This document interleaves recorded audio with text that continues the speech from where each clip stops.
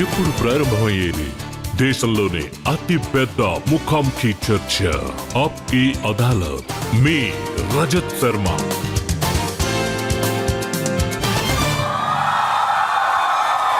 నమస్కారం. Thank you. ఆప్కి అదాలత్లో ఇవాళ రాబోయే అతిథి ఆయన ఎవరంటే ఆయన ఒక సన్యాసి, మహాత్మా ఆచార్య. ఆశ్రమంలో ఉంటారు, ఒక గుడిని నడుపుతున్నారు, సనాతన ధర్మం కోసం పోరాడుతున్నారు. ఆయన ఒక కవి, అలాగే భజనలు పాడతారు. కానీ రాజకీయాల్లో ఆయన ఒక గాడ్ ఫాదర్ గా ఉంటున్నారు. ఆయన వివాదాల వల్ల, ఆయన స్టేట్మెంట్స్ వల్ల ఎప్పుడూ కూడా న్యూస్ల్లో బిజీగా ఉంటుంటారు. ప్లీజ్ వెల్కమ్ ఆచార్య ప్రమోద్ కృష్ణం.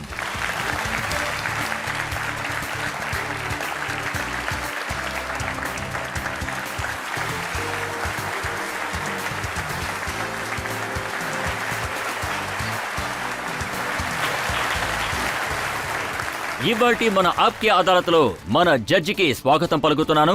ఇవాల్టి మన జడ్జ్ ఒక స్పెషల్ పర్సన్, మీడియాలో ఒక ఎక్స్పర్ట్. ఈయన కొద్ది రోజుల క్రితం వరకు మాకన్లాల్ చతుర్వేది యూనివర్సిటీలో వైస్ ఛాన్సలర్ గా ఉన్నారు. Please welcome KG Suresh.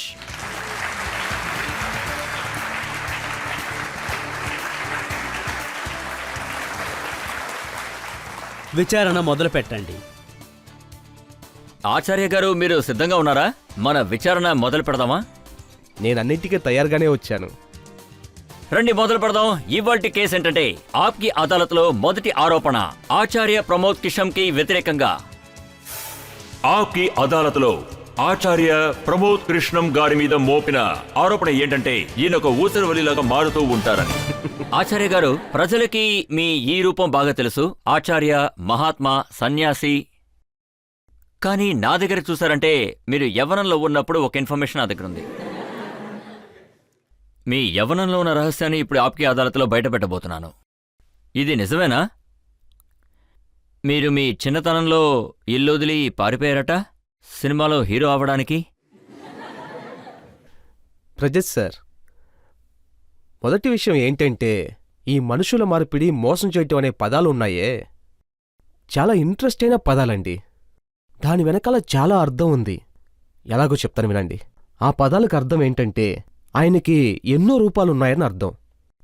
ఇంకా మనుషుల మార్పిడి, ఆ పదం మొదటిసారిగా ఎవరికి ఉపయోగించారో తెలుసా? పాలసముద్రాన్ని చిలికేటప్పుడు రాక్షసుల తరపు నుంచి భగవంతుడైన విష్ణువుని చెప్పారు. ఈయన వేరువేరు రూపాలలో వచ్చి మనల్ని మోసం చేస్తున్నాడని, అందువల్ల ఇతన్ని భగవంతుడిగా ఒప్పుకోమని చెప్పారు. రెండో విషయం రజత్ సార్, రెండో విషయం, మనుషుల మార్పిడి, మోసం చేస్తున్నానని చెప్పింది భగవంతుడు శ్రీకృష్ణుణ్ణి. దుర్యోధనుడు చెప్పాడు, దుశ్శాసనుడు కూడా చెప్పాడు ఇతను మనుషుల మార్పిడి, మోసం చేసేవాడని. నువ్వు తాంత్రికుడు అన్నారు, నువ్వు వెన్న దొంగిలించేవాడివి అన్నారు, కపట నాటక సూత్రధారివి అన్నారు. భగవంతుడు శ్రీకృష్ణుడి గురించి ఎన్నెన్ని పదాలు చెప్పారో చూడండి. అవేవి ఈ ప్రపంచానికి అస్సలు గుర్తులేవు. కాని కురుక్షేత్ర యుద్ధ భూమిలో భగవంతుడు శ్రీకృష్ణుడు చెప్పిన ఆ విషయాలు ఈ రోజు వరకు ప్రపంచం విని నడుచుకుంటున్నాయి. నా ప్రశ్న ఏంటంటే రజిత్ సార్, అందుకే ఇక్కడున్న ప్రజలకి నేను మీ ఫొటోస్ చూపించాలని అనుకుంటున్నాను. మీ చిన్నప్పటి ఫొటోస్ కొన్ని నా దగ్గర ఉన్నాయి, చూడండి. ఆ టైంలో మీరు ఎలా ఉండేవారో జనాలు చూడండి.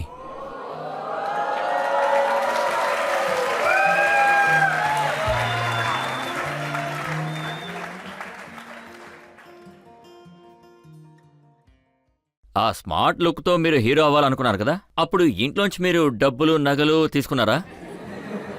నాకే ఇది చూస్తుంటే చాలా ఆశ్చర్యంగా ఉంది. నా ఫోటో నేను చూస్తున్నప్పుడు నేనే అది నమ్మలేకపోతున్నాను.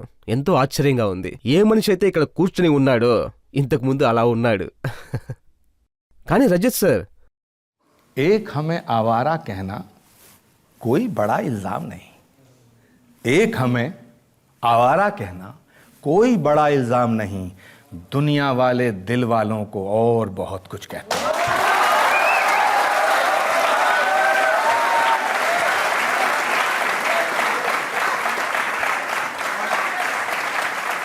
ఇప్పుడు మీరు మాట్లాడేటప్పుడు ఒక మాట అన్నారు చూసారా, అంటే యాక్టర్ అవటానికి ఇంటి నుంచి పారిపోయి వచ్చారని. రజిత్ సార్, చెప్పాలంటే అందరూ నటించడానికే ప్రయత్నిస్తూ ఉన్నారు.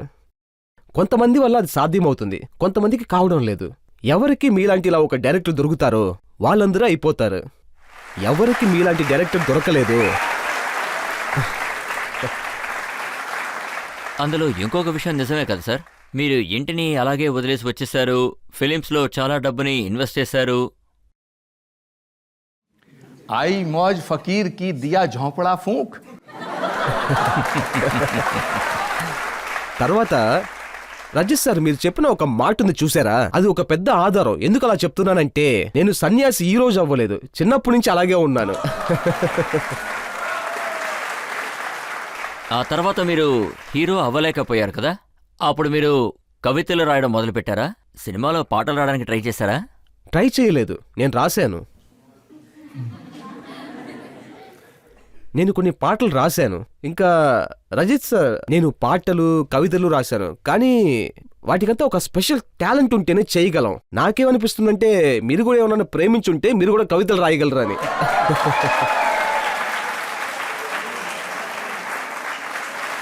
ఇవాళ మీకు వ్యతిరేకంగా జరిగే ఈ విచారణలో మీరు ఒక విషయం చెప్పక తప్పదు. ఏ నాగిని అందం చూసి మీరు ఆ పాట రాశారో చెప్పాలి.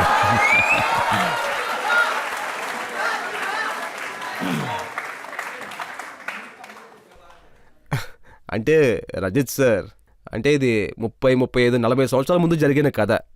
ఇప్పుడు ఆ నాగ విషయం మొత్తం దిగిపోయి ఉంటుంది. కానీ మీ రీసెర్చ్ టీమ్కి ఖచ్చితంగా నేను కృతజ్ఞతలు, ధన్యవాదాలు తెలియజేయాలి. ఎందుకంటే వాళ్ళు చాలా డీప్గా రీసెర్చ్ చేశారు. కానీ అది వేరే విషయం. నా దగ్గర మీలాంటి రీసెర్చ్ చేసే టీం ఎవరు లేరు. లేదంటే నేను కూడా కనిపెట్టి ఉండేవాడిని మీరెవరికి పాటలు కవితలు రాశారని. అసలు ఏం జరిగిందంటే, నేను ముంబై వెళ్ళాను కదా, అప్పుడు కిషోర్ కుమార్ అని ఒక పెద్ద సింగర్ ఉండేవారు. అప్పుడు ఆయన్ని కలుసుకునే అవకాశం వచ్చింది. అప్పుడు ఆయన నేను రాసిన ఒక పాటను చదివి చూశారు. వాటిలో ఒక 2 విషయాలు మీతో పంచుకుంటాను. అందులో ఆ నాగిని విషయం కూడా వస్తుంది, చూడండి. कि महकी हुई ये जुल्फें महफिल पे छा रही हैं, जालिम तेरी अदाएं. ఇది 40 సంవత్సరాల ముందు ప్రమోద్ కృష్ణం రాసిన పాట. ఇప్పుడు రాసింది అనుకోమాకండి. जालिम तेरी अदाएं दिल को लुभा रही हैं.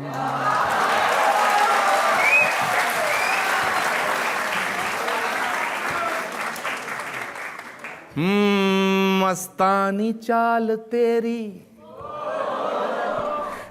రాజేష్ సార్, మీరు ఆ యవ్వనం స్టేజ్ ఒకటి ఉంది చూసారా, దానికి ముందు నుంచి గుర్తు చేస్తున్నారు. कि मस्तानी. ఆ తర్వాత ఇది పక్కా నేను బల్లగుద్ది చెబుతున్నాను, ఈ షో టెలికాస్ట్ అయ్యేటప్పుడు ఎంతో మంది నా మీద ఆయుధాలు పట్టుకుని దాడి చేయడానికి రెడీగా ఉంటారు. कि मस्तानी चाल तेरी जैसे लहरती नागन, आपास आके डस ले हमसे छुड़ा न पाए.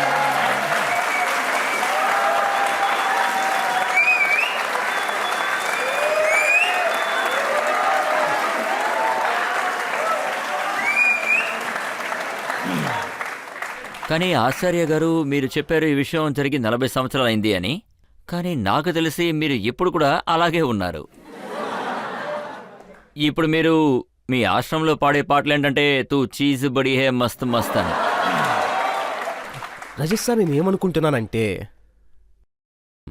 అది ఆశ్రమం అయినా కానీ లేదా ఇల్లు అయినా కానీ, జీవితంలో ఎటువంటి సిచ్యువేషన్లో మీరున్నా కానీ ఆహ్లాదకరమైన పాటలు, సంతోషం లేకపోతే జీవితానికి ఎటువంటి అర్థం లేదు.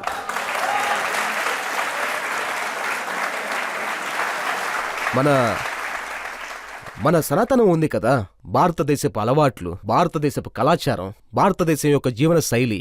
పాట పాడని వాడు ఎవరున్నారు? పాడటం ఎవరికి ఇష్టం లేదు చెప్పండి. మీరా పాడారు, డాన్స్ చేశారు. రాధా పాడారు, డాన్స్ చేశారు. గోపికలు ఆడారు, పశువుల కాపరి ఆడాడు, మన దేవుడే ఆడాడు, దేవాది దేవుడు మహాదేవుడే ఆడారు. రజత్ సార్,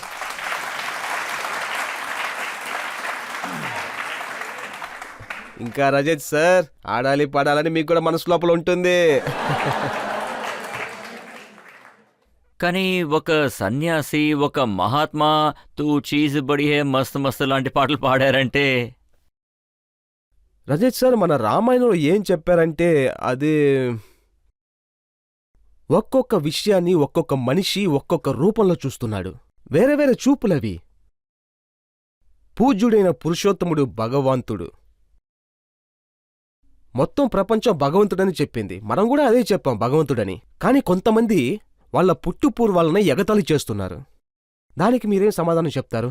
నేనిప్పుడు మిమ్మల్ని అడిగేది ఏంటంటే, హేమా మాలిని గారు మీ ఆశ్రమంకి వచ్చినప్పుడు మీరు ఆవిడ్ని ఎలా చూస్తారు?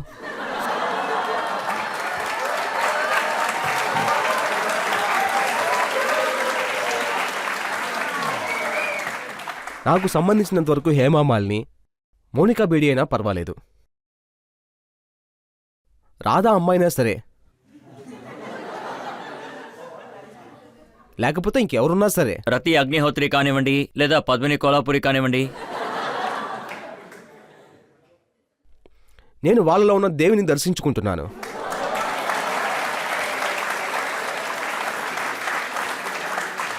అవును, మన ఊర్లో ఏం చెప్పారు తెలుసా?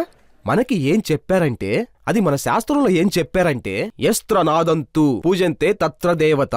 ఏ భూమిలో, ఏ స్థలంలో, ఏ వీధిలో, ఏ ఏరియాలో, ఏ ఇంట్లో ఆడదానికి పూజ చేయలేదో, ఆడదాన్ని ఒక దేవతగా గుర్తించలేదో, ఆ ఇంట్లో అష్టైశ్వర్యాలు అస్సలు ఉండవు.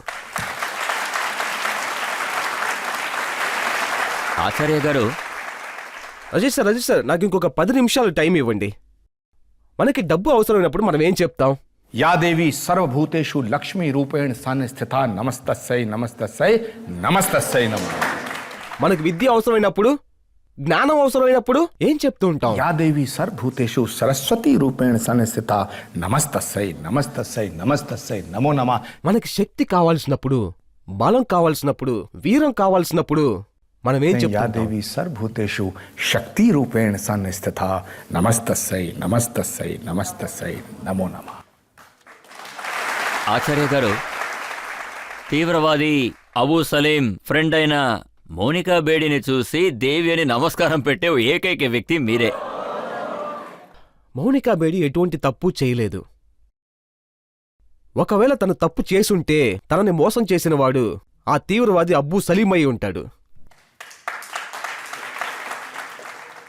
ఇంకా ఎటువంటి ఘోరమైన దండన ఆ అబ్బూ సలీంకు దొరికిందంటే, అంతకుమించి ఎంతో పెద్ద దండన మోనికా బేడి అనుభవించారు. కానీ భారతదేశపు చట్టం దాన్ని కొట్టిపారేశారు. మోనికా బేడిలా ఉండటానికి ప్రివిలేజ్ ఇవ్వకండి.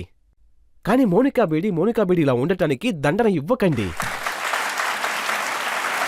నేను విన్నదేంటంటే, రాధా గారికి జనాల ఊళ్ళో కూర్చొని నేర్పించింది మీరేనట? అది రాదామనే చెప్పాలి.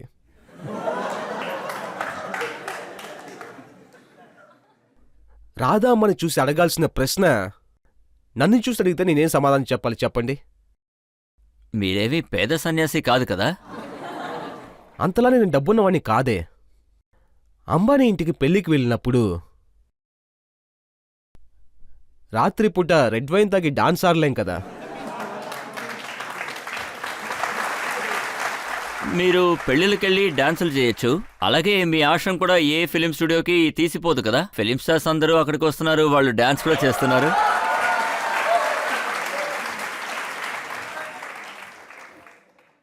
అది చాలా పవిత్రమైన ఒక స్థలం. అది చాలా గొప్ప స్థలం.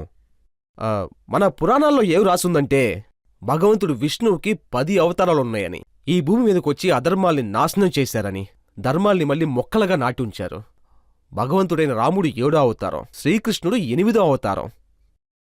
శ్రీ కల్కి నారాయణ రూపంలో సంపల్ అనే పేరులో ఆయన అవతరించబోతున్నాడని దాంట్లో రాసి ఉంది.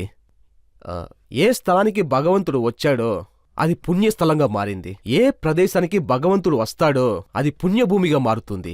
అందువల్లే ఇది నా 18 సంవత్సరాల సంకల్పం. ఇది నేను మాత్రం చెప్పట్లేదు, స్కంద పురాణంలో చెప్పబడింది. ఇంకా కల్కి పురాణంలో కూడా చెప్పారు, భవిష్య పురాణం, అగ్ని పురాణంలో కూడా చెప్పారు. శ్రీమద్ భాగవతుడికి ఒక అద్భుతమైన శ్లోకం ఒకటి ఉంది. यदा चंद्रस्य सूरस्य तथा तिस्य बृहस्पति समेशन्ति एक राशो तदा भवति तत्कृतं संभल ग्राम मुखस्य ब्राह्मणस्य महात्मना भवने विष्णु यशस्य कल्की प्रादुर्भविष्यति. భగవంతుడైన కల్కి అవతారం అది ఎక్కడ జరుగుతుంది? సంపల్ అనే పేరున్న ఒక ప్రదేశంలోనే జరుగుతుంది. విష్ణు అనే బ్రాహ్మణుడు అలా అవతరించబోతున్నాడు. ఏ ప్రదేశంలో భగవంతుడు అవతరించబోతున్నాడో ఆ స్థలానికి పూజ చెయ్యండి. అక్కడికి వెళ్లి మొక్కుబడులు తీర్చుకోండి. ఆ భూమి మీద మీరు ఎంతో శ్రద్ధగా మోకాళ్లపైన కూర్చొని దేవుణ్ణి మొక్కటానికి నేను మీ అందర్నీ కల్కిధామ్కి రావాలని ప్రార్థిస్తున్నాను. అది వాళ్ళనే అడుగుదాం. కల్కి దామ్ గురించి అడుగుదాం. ఎవరైనా అది అడగాలనుకుంటున్నారా? సార్, మీ దగ్గర అడగాల్సిన ప్రశ్న ఏంటంటే, మీరు కల్కి భగవాన్ కోసం అద్భుతమైన గుడి కడుతున్నారు. కాని కొన్ని మంది ఏమనుకుంటున్నారంటే, మీరే కల్కి భగవాన్ అని, కొత్త అవతారం సృష్టించారని. దీని గురించి మీ అభిప్రాయం ఏంటి సార్? దేవుడెప్పుడు తనని తాను దేవుడని అస్సలు చెప్పడు. ఎవరు నేను కల్కి అవతారం చెప్పుకుంటున్నారో వాళ్ళందరినీ కింద పడేసి తొక్కాలి.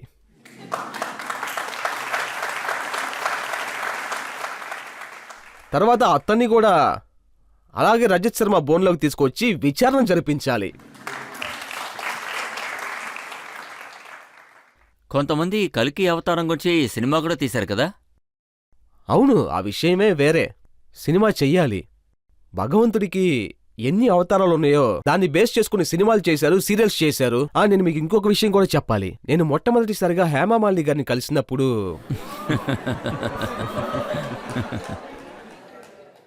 హేమా గారు చెప్పారు నేను కృష్ణుడి భక్తురాల్ని అని. ఇంకా కృష్ణుడే కలియుగంలో కల్కి అవతారంగా రాబోతున్నాడని. అప్పుడు ఆమె చెప్పారు కల్కిదాముకొచ్చి రాధాకృష్ణ నాట్యం చేయబోతున్నానని చెప్పారు. ఆమె చెప్పినట్టుగానే చేశారు. ఆమె తర్వాత నాకు ఇంకొక ఐడియా కూడా ఇచ్చారు, కానీ నేను దాన్ని చేయలేకపోయాను. ఎందుకంటే దానికి ఒక కారణం ఉంది. ఆమె ఏం చెప్పారంటే మీరు భగవంతుడు కల్కిని బేస్ చేసుకుని ఒక సినిమా తీయమని. కానీ రజిత్ సార్ మీరు అప్పుడు నాకు కనిపించలేదు, లేదంటే అప్పుడే నేను సినిమా తీసుండేవాడిని. ఆ రోజు మీరు నాకు దొరకలేదు. కానీ ఖచ్చితంగా సినిమా తీయాలి. నేనిప్పుడు భగవంతుని ప్రార్థిస్తున్నాను. రాబోయే అవతారం గురించి ప్రజలు ఖచ్చితంగా తెలుసుకోవాలి. భగవంతుడు రాముడు వచ్చారు, తర్వాత కృష్ణుడు వచ్చారు, పరశురాముడు వచ్చారు, ఇంకా ఆయనకి ఎన్ని రూపాలు. అవన్నీ ఈ భూమికి వచ్చేశాయి. కల్కి భగవంతుడు అవతారం చివరి అవతారం. కానీ ఇంకా భగవంతుడు రాలేదు, మీరు అప్పుడే అడ్వాన్స్ బుకింగ్ మొదలు పెట్టేశారా? అది ఈ జన్మలో నాకు దొరికిన సౌభాగ్యం. భగవంతుడు రాముడు వచ్చారు. అప్పుడు ఆయన ఏ రూపంలో ఉన్నాడు, నేను ఏ రూపంలో ఉన్నానని నాకు తెలీదు. అప్పుడు భగవంతుడు కృష్ణుడు వచ్చినప్పుడు ఆయన ఏ రూపంలో ఉన్నాడు, నేను ఏ రూపంలో ఉన్నాను నాకు తెలీదు. కానీ ఇది ఒక పెద్ద సౌభాగ్యం అని నేను చెప్తాను. ఎందుకంటే నాకు తెలుసు భగవంతుడు ఖచ్చితంగా వస్తాడని, ఈ భూమిపైకి వస్తాడు. అది నాకు తెలుసు. ఇంకా కల్కిదాం సృష్టించబడ్డం గురించి మీరు చెప్పారు కదా, దాన్ని చేయటానికి నాకేం అర్హత ఉంది మీరు చెప్పండి. ఒక మనిషి జీవితాంతం తలకిందులుగా నుంచున్నా కూడా ఒక చిన్న ఇల్లు కట్టలేకపోతున్నాడు చెప్పండి. ఇంకా ఎలా కల్కిదాం కట్టగలడు చెప్పండి? భగవంతుడికి ఇల్లు ఎవడు కడతాడో, ఎవరి దగ్గర భగవంతుడు చెయ్యమని చెప్తాడో వాడే చెయ్యగలడు. ఆచార్య గారు, అందరూ ఆ విషయాన్ని అసలు ఒప్పుకోవట్లేదు. అంటే మీరు కల్కిదాంని సృష్టించారు కదా, మీరు కట్టాలనుకున్న దాన్ని వాళ్ళు నాశనం చేశారట? అది 100% నిజమే. నవంబర్ 7, 2016 సంవత్సరం కల్కిదామ నిర్మించటానికి చిన్న చిన్న పనులు మొదలయ్యాయి. మన దేశంలో ఉన్న పరదేశీలు, సన్యాసులు అందరూ అక్కడికొచ్చారు. ప్రపంచంలో ఉన్న కల్కి భగవాన్ భక్తులందరూ అక్కడికొచ్చారు. ఇంకా పెద్ద పెద్ద నాయకులందరూ అక్కడికొచ్చారు. ఇంకా గర్భగుడికి గుంత కూడా అక్కడ తవ్వారు. కానీ నవంబర్ 6వ తారీఖు 2016 సంవత్సరం అఖిలేష్ యాదవ్ గవర్నమెంట్ మేమది చెయ్యకూడదని అడ్డుకున్నారు. ఆ టెంట్ని పీకి పారేశారు. కానీ భగవంతుడి లీల చూడండి, ఆయన టెంట్ని పీకి పారేశారు. చూడండి, ఆయన కన్సర్న్ ఏంటంటే 2017వ సంవత్సరంలో ఆయన టెంట్ని అలాగే పీకి విసిరేశారు. ఇప్పటి వరకు ఒక బొంగు కూడా అక్కడ పెట్టలేకపోతున్నారు. కానీ ఆచార్య గారు, ఆయన ఆలోచనన్నీ కరెక్టే కదా. చంబల్ అలాంటి ఒక చోటు, అక్కడ పెద్ద ఎత్తున ముస్లిం పాపులేషన్ కూడా ఉంది. అలాంటప్పుడు మీరు అక్కడ ఒక గుడి కడితే అది పెద్ద ప్రాబ్లం అవదా? 1947లో ఎవరు విభజన తీసుకొచ్చింది? అప్పుడు అక్కడ కల్కిదామ ఏమీ లేదే. కల్కిదామ నిర్మించడానికి ఎటువంటి మాటలు లేవే. విభజన భేదం వచ్చిన తర్వాత గుడి, మసీదు ఏమీ కట్టలేం. ఇటువంటి కొట్లాటలు, గొడవలు ఎవరు చేస్తారంటే వాళ్లే చేస్తారు. వాళ్ళ మనసుల్లో మచ్చ అలాగే ఉండిపోయింది. వాళ్ళకి మతం అంటే ఏంటనే తెలియలేదు. వాళ్ళు మతాన్ని వేరే విధంగా ఇంటర్ప్రిటేషన్ చేస్తుండేవాళ్ళు. మతం అనేది చూడండి, అది మనిషి జీవితంతో పాటు మొదలయ్యి చివర్లో అంతమైపోతుంది. కానీ ఎటువంటి మతం? అందులో ప్రేమ, ఆప్యాయత, అనుబంధం, ఇంకా దయాగుణం, కరుణ. దేవుడు మనకేం చెప్పాడు? కరుణ. చెప్పండి, భగవంతుడు మనకేం చెప్పారు? కరుణ చూపించండి, ఆప్యాయత చూపించండి, సముద్రపు లోతుల వరకు ప్రేమను చూపించండి. ఎవరు బాగా ప్రేమను చూపిస్తారో వాళ్ళు చెడుగా ఆలోచించలేరు. ఎలా వాళ్ళ బిజినెస్ చేయగలరు? ఎప్పుడూ గొడవలు సృష్టించాలి అనుకునే వాళ్ళ పని అది. ఈ భారతదేశంలో ఇంతకుముందు ఉంది, ఇప్పుడు ఉంది, అది ఇకపైన ఎప్పుడు అలాగే ఉంటుంది. కానీ ఇలా గొడవలు సృష్టించే వాళ్ళని, పోరాటం చేసే వాళ్ళని అణగదొక్కటం కోసం అప్పుడు ఒకడున్నాడు, ఇప్పుడు ఒకడున్నాడు, రేపు ఒకడుంటాడు. మీరు ఫరూక్ అబ్దుల్లా గారిని ఏమనుకుని పిలిచారు? అతను సమస్యలు తీరుస్తాడా లేదా సమస్యలు సృష్టిస్తాడా? ఆ, చూడండి, ఒక ఒంటరి వ్యక్తి వల్ల రజత్ శర్మ ఉన్నారు, ఫరూక్ అబ్దుల్లా ఉన్నారు. ఇంకా Rajat sir, Farooq Abdullah sir political point of వ్యూలో చూసేటప్పుడు ఆయనవి ఎన్నో స్టేట్మెంట్లు ఉన్నాయి. వాటిని ఎప్పుడు నేను అంగీకరించలేను. కానీ ఎప్పుడు డాక్టర్ ఫరూక్ అబ్దుల్లా కల్కీధామ్కు వచ్చాడో అప్పుడాయన రాముడి భజన పాటలు పాడారు. అప్పుడాయన నాతో కూర్చొని, అప్పుడు ఆ సమయంలో జమ్మూ కాశ్మీర్లో ఎన్నో కొట్లాటలు జరుగుతున్నాయి. నేనప్పుడు ఆయనకి చెప్పాను, ఫరూక్ సార్, ఈ నేషనల్ ఇంటగ్రేషన్, కామీ మోదీ అనే విషయాలు, సాంప్రదాయమైన విషయాలు ఈ మేడపైనే జరుగుతున్నాయి. నిజానికి అవి అసలు జరగలేదు. అందువల్ల ఈ సాంప్రదాయమైన విషయాలన్నింటినీ జరగకుండానే ఆగిపోతున్నాయి. మీరేం ఎదురు చూస్తున్నారని చెప్పి నన్ను అడిగారు. అప్పుడు నేనేమన్నానంటే, మీరు నాతో కల్కిదాంకు వచ్చి యజ్ఞం చేయగలరా అని. దానికి ఆయన చెప్పారు, అందులో ఏమీ తప్పు లేదు అని. నేనేమన్నానంటే, మీరు ఆలోచించి చెప్పండి అని. వెంటనే ఆయన చెప్పారు, నేను చూసుకుంటానని చెప్పారు. ఏం జరిగినా కానీ ఐ విల్ ఫేస్ ఇట్. కానీ ఆయనకు ఒక విషయం తెలియదు, యజ్ఞం అంటే ఏంటని తెలియదు. ఆయన వచ్చిన వెంటనే నేను ఆయనతో చెప్పాను, ఆహుతి వేయాలని చెప్పాను. బ్రహ్మ చెప్పారు యజ్ఞంలో ఆహుతి వేయాలని. యజ్ఞ బ్రహ్మలో ఏం చెప్పారంటే, ఆచార్య ప్రమోద్ కృష్ణం మంత్రాన్ని బట్టి ఈ విషయం ఫరూక్ సార్కి కూడా సరిగ్గా తెలియదు. నేను ఒక మంత్రాన్ని చదివాను. ओम इंडियन मुजाहिदीनम हन फट स्वाहा. ఆయన దానికి ఆహుతి వేశారు. ఏ ఫరూక్ అబ్దుల్లా ఇండియన్ ముజాహిద్దీన్కి ఎదురుగా హోమం చేస్తున్నారో, రాముడి భజన పాటలు పాడుతున్నారో నాకు ఆ ఫరూక్ అబ్దుల్లా మాత్రమే తెలుసు. చాలా పెద్ద కాంట్రవర్సీ ఎప్పుడు మొదలైందంటే, మీరు ప్రధానమంత్రి మోడీ గారిని ఇన్వైట్ చేశారు, అది కూడా పునాది రాయి వేసేటప్పుడు. ఇంకా వేరే ఎవరిని పిలవాలి? కాంగ్రెస్లో ఉన్న రాహుల్ గాంధీ గారిని పిలిచుండొచ్చు కదా, సోనియా గాంధీ గారిని పిలిచుండొచ్చు. రజత్ సార్, నెత్తి మీదే మనం తిలకం పెట్టగలం.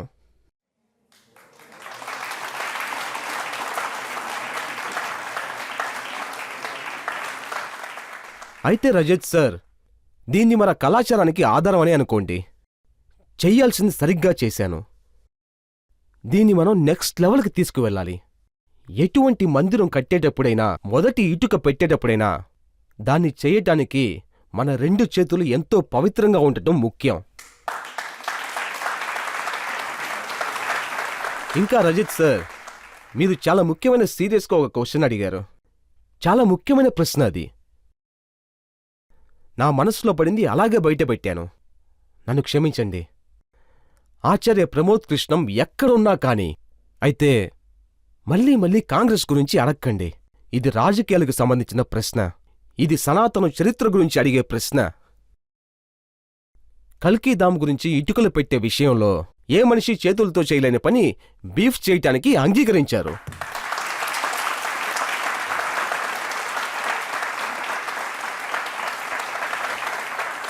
అదేంటంటే, నాకు ఈ దేశం లోపల, రాజకీయాల ప్రపంచంలో నరేంద్ర మోడీ తప్ప పవిత్రమైన చేతులు ఇంకెవ్వరివీ లేవు. ఇంకెవరు కల్కీధామ్కి ఇటుకలు పెట్టలేరు. అయితే మీరు ఈ విషయాన్ని ఒక్కసారి కాదు 100 సార్లు అడిగినా కానీ ఇదే చెప్తాను. నాకు ఉరిశిక్ష విధించినా సరే, నా చివరి తుది శ్వాస వరకు నేను చెప్తూనే ఉంటాను, నరేంద్ర మోడీ అటువంటి ఒక మనిషి ఈ దేశపు రాజకీయాల్లో, ప్రజా స్వాతంత్రపు విషయంలో మన దేశానికి స్వతంత్రం దొరికిన తర్వాత ఎంతో మంది ప్రధానమంత్రులు వచ్చారు, ఇంకా వచ్చేవారు ఉన్నారు. అందరికీ నేను మర్యాదిస్తున్నాను. అందరూ వాళ్ళ శైలిలో దేశానికి సేవలు చేస్తూనే ఉన్నారు. కానీ నరేంద్ర మోడీ లాగా ఎవరు లేరు, ఎవరు రారు, అంతే. ఆచార్య గారు, మీరు ఒకవైపు నరేంద్ర మోడీ గారి గురించి ఇలా మాట్లాడుతున్నారు, సనాతన ధర్మం గురించి మాట్లాడుతున్నారు, భగవాన్ కల్కి గురించి మాట్లాడుతున్నారు. అలాగే మరోవైపు చూసారంటే మీరే చెప్తున్నారు, నబీ మా సొంతం అని, బేగంబర్ సార్ మన సొంతం అని, మనం ఆయనకి సొంతం. ఈ డబుల్ గేమ్ ఎలా పనిచేస్తుంది? చూడండి రజత్ సార్, నేను ఒక విషయం చెప్పనా? మీరు చాలా పెద్ద జర్నలిస్ట్. నేను మీ టాలెంట్కి తల వంచి నమస్కరిస్తున్నాను, సంతోషంగా నమస్కరిస్తున్నాను. ఎటువంటి సోఫీ ఇంకా చంద్రసోలు కూడా బేగంబర్స్, రిషి, ముని, మహాత్మా, త్యాగి, తపస్వి, అవతారాలు. ఏ కమ్యూనిటీ కోసం వాళ్ళు పుట్టలేదు, ఎటువంటి జాతి కోసమూ పుట్టలేదు, ప్రత్యేకంగా ఏ రాజ్యం కోసమూ కాదు, ప్రత్యేక వర్గం కోసం వాళ్ళు జన్మించలేదు. నన్ను క్షమించండి, వాళ్ళు మొత్తం దేశానికి సొంతమైన వాళ్ళు, మొత్తం ప్రజలకి సొంతమైన వాళ్ళు. ఏ సోఫీ, మహాత్మా, సంత్రిషి, ముని ఈ దేశానికి ఎంతమంది వచ్చున్నా కాని, బేగంబర్, రసూల్ ఎంతమంది వచ్చున్నా కాని, భగవంతుడు ఎన్ని అవతారాలైనా కాని, వాళ్ళు మొత్తం ప్రపంచానికి సేవలు చేయటానికి వచ్చిన వాళ్ళు. ఇది ఒక్కళ్ళకి మాత్రమే సొంతమని మనం ఎవరినీ చెప్పలేం. మీకున్న హక్కే నాకు ఉంది. అదే నేను మళ్ళీ చెప్తూ ఉంటాను. రాముడు హిందూకి ఎంతవరకు సొంతమో అలాగే ముస్లింకు కూడా సొంతం.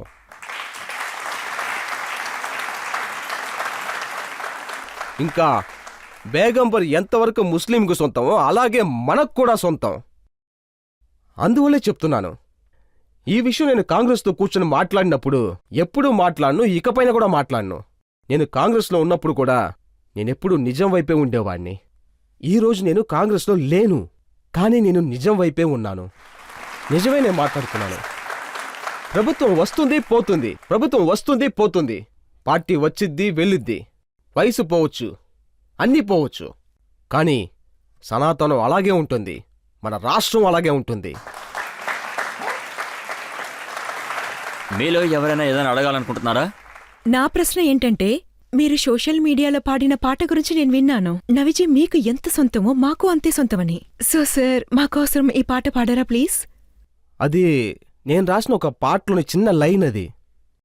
అది నేను ప్రాఫిట్ మొహమ్మద్ సలీకి రాసిన పాటలోని చిన్న భాగమే అది. ఒకసారి నన్ను ఒక ప్రోగ్రాంకి ఇన్వైట్ చేశారు, హైదరాబాద్కి. హైదరాబాద్కి అర్థం మీకు అందరికీ తెలిసే ఉంటుందనుకుంటా. తర్వాత అడిగారు, ఆప్కే అదాలత్ ప్రోగ్రాం చూసేటప్పుడు ఖచ్చితంగా ఎవరైనా ఒకరు అడుగుతారు, చెవులో దూది పెట్టుకుని ఉన్నా కూడా ఖచ్చితంగా దీన్ని వినాల్సిందే. ఒక హిందూ మత గురువులు, ఒక హిందూ ఆచార్య అన్నీ ఓపెన్గా మాట్లాడే ప్రమోద్ కృష్ణం ఏం మాట్లాడారని చూస్తారు. ఈ మెసేజ్ ఖచ్చితంగా వాళ్ళకు వెళ్ళి చేరాలి. ఎగతాళి చేసే వాళ్ళకంతా ఇది ఒక చెంపదెబ్బ అవ్వాలి. ఎవరైతే మన రాముడి చరిత్రని ఎగతాళి చేస్తున్నారో వాళ్ళకి ఇది ఒక సమాధానం అవ్వాలి. कि मेरे सीने की धड़कन है, मेरी आंखों के तारे हैं, सहारा बेसहारों का खुदा के वो दुलारे हैं. ఇంకొకటి కూడా నేను రాశాను. ఇది ఒక మెసేజ్. చాలామంది మనుషులకి మామూలుగా చెప్తూ ఉంటారు కదా, ఈ హిందూ వాళ్ళ భగవంతుడు వేరే, ముస్లిం వాళ్ళ భగవంతుడు వేరే. వాళ్ళ కోసం ఈ మెసేజ్. सहारा बेसहारों का खुदा के वो दुलारे हैं, समझ कर तुम फकत अपना उन्हें तकसीम ना करना. नबी जितने तुम्हारे हैं, नबी उतने हमारे हैं.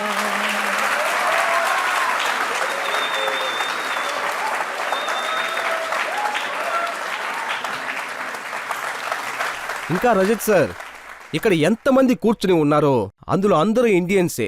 నాకేమనిపిస్తుందంటే వాళ్ళందరూ సనాతనాన్ని గౌరవిస్తున్నారని.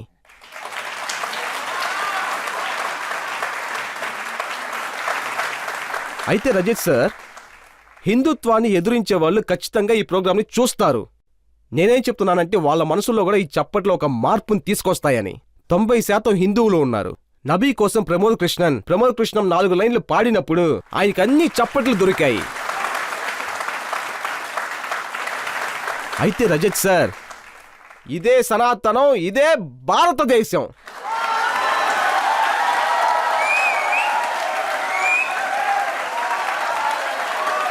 भारत माता की, भारत माता की, भारत माता की. మీరు ఇప్పుడు ఇన్ని మంచి విషయాలు చెప్పారు. నేను ఇప్పుడు ఒక బ్రేక్ తీసుకుందాం అనుకుంటున్నాను. మనం ఇప్పుడు ఒక బ్రేక్ తీసుకుందాం. బ్రేక్ తర్వాత ఆప్కే అదాలత్లో ఆచార్య ప్రమోద్ కృష్ణం గారి మీద ఆరోపణలు కొనసాగుతాయి, అలాగే ప్రశ్నలు కూడా.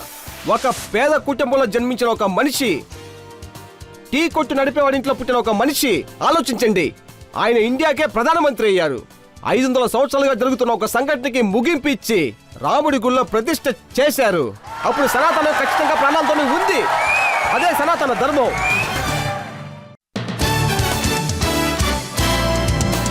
Welcome back. ఆప్కే అదాలత్లో ఇవాళ మనం కేసు జరిపేది ఆచార్య ప్రమోద్ కృష్ణం గారి మీద. ఆప్కే అదాలత్లో ఇప్పుడు తర్వాత ఆరోపణ. ఆప్కి అదాలత్లో ఆచార్య ప్రమోద్ కృష్ణం గారి మీద మోపిన తర్వాత ఆరోపణ ఏంటంటే ఆయన కొంచెం విశ్వాసం అనేది లేదంటున్నారు. ఆచార్య గారు 32 సంవత్సరాలు మీకు రాజకీయాల్లో ఒక గుర్తింపుంది. అంటే ఒక కాంగ్రెస్ లీడర్గా కాంగ్రెస్ పార్టీ మిమ్మల్ని 2 సార్లు లోక్సభ ఎలక్షన్లో నిలబెట్టారు. మీకంటూ ప్రత్యేక మర్యాదిచ్చారు, పేరునిచ్చారు, గౌరవాన్నిచ్చారు. పొలిటికల్ అఫైర్స్ కమిటీలో మిమ్మల్ని మెంబర్గా చేశారు. కానీ మీరంతా మర్చిపోయి పారిపోయారు. నేను ఏ కాంగ్రెస్లో మెంబర్గా ఉన్నానో, ఏ కాంగ్రెస్తో నేను ప్రయాణం చేశానో, ఆ కాంగ్రెస్ అనేది మహాత్మా గాంధీ కాంగ్రెస్. నా చిన్న వయసు నుంచే కాంగ్రెస్కి మద్దతిచ్చి పెరిగినోడ్ని. నాకొక 18-19 ఏళ్ళు ఉన్నప్పుడు రాజీవ్ గాంధీ గారిని కలిశాను. Rajesh Pilot sir student movements నుంచి బయటికి తీసుకువచ్చి రాజీవ్ గాంధీ గారిని పరిచయం చేశారు. రాజీవ్ గాంధీ గారిని కలిసిన తర్వాత నాకొక సంకల్పం మొదలైంది. నేనొక వాగ్దానం చేశాను. జీవితాంతో నా చివరి శ్వాస వరకు కాంగ్రెస్లో ఉంటానని చెప్పాను. అయితే నేను కాంగ్రెస్ను వదిలిపెట్టలేదు. కానీ ఏ కాంగ్రెస్ మహాత్మా గాంధీ కాంగ్రెస్ లాగా ఉందో ఆ కాంగ్రెస్ ఆరంభం, ఆ కాంగ్రెస్ సభ వల్ల శుభ ఆరంభం వందే మాతరం, రఘుపతి రాఘవ రాజారాం అలాగే మొదలయ్యింది. అది మహాత్మా గాంధీ కాంగ్రెస్, మొహమ్మద్ అలీ జిన్నా కాంగ్రెస్లో మొదలయ్యింది. అందుకే నేను గొడవ పెట్టుకున్నాను. లేదు, దానివల్ల గొడవలు రాలేదు. మీరు ఎందుకని గొడవ పడ్డారంటే, నరేంద్ర మోడీ గారు రామ్ మందిర్లో పునాదిరాయి వేయడానికి వెళ్ళినప్పుడు కాంగ్రెస్కి ఇన్విటేషన్ వచ్చింది. కానీ కాంగ్రెస్ ఆ ఇన్విటేషన్ యాక్సెప్ట్ చేయలేదు. కాంగ్రెస్ వాళ్ళు ఏమనుకున్నారంటే అది బీజేపీ ఫంక్షన్, మనం వెళ్ళకూడదు. కానీ ఆచార్య ప్రమోద్ కృష్ణం గారు వెళతారన్నారు. రజత్ సార్, ఆచార్య ప్రమోద్ కృష్ణం ఎందుకు వెళ్లారంటే, రాముడి విషయంలోనూ మన భారతదేశ విషయంలోనూ కాంప్రమైజ్ అవ్వలేం. రాముడి భారతదేశపు ఆత్మ. 500 సంవత్సరాల పెద్ద పోరాటం తర్వాత, 500 సంవత్సరాల పోరాటం, 1000 మందిని బలిచ్చిన తర్వాత, ఎన్ని పోరాటాల మధ్య, ఎన్నో కొట్లాటలు, ఎన్నో గొడవలు, ఎన్నో త్యాగాల తర్వాత, ఇన్ని పోరాటాలు జరిగిన తర్వాత ఇటువంటి ఒక మంచి విషయం జరిగింది. భగవంతుడు రాముడి జన్మ భూమిలో ఆయన కోసం ఒక మందిరం కట్టడం జరిగింది. దానికోసం శంకుస్థాపన చేశారు. దానికోసం తేదీ ఫిక్స్ చేయడం జరిగింది. కానీ దాన్ని ఎదుర్కొనేది, దాన్ని అంగీకరించకుండా ఉండటం అనేది, అప్పుడు నేను చెప్పాను, అప్పుడు నేను కాంగ్రెస్లో ఉన్నాను. అప్పుడు నేనేం చెప్పానంటే, రాముడి ఇన్విటేషన్ దొరకటం అనేది మనకు పెద్ద సౌభాగ్యం, దాన్ని పక్కన పెట్టడం అనేది చాలా పెద్ద దురదృష్టం అని చెప్పాను.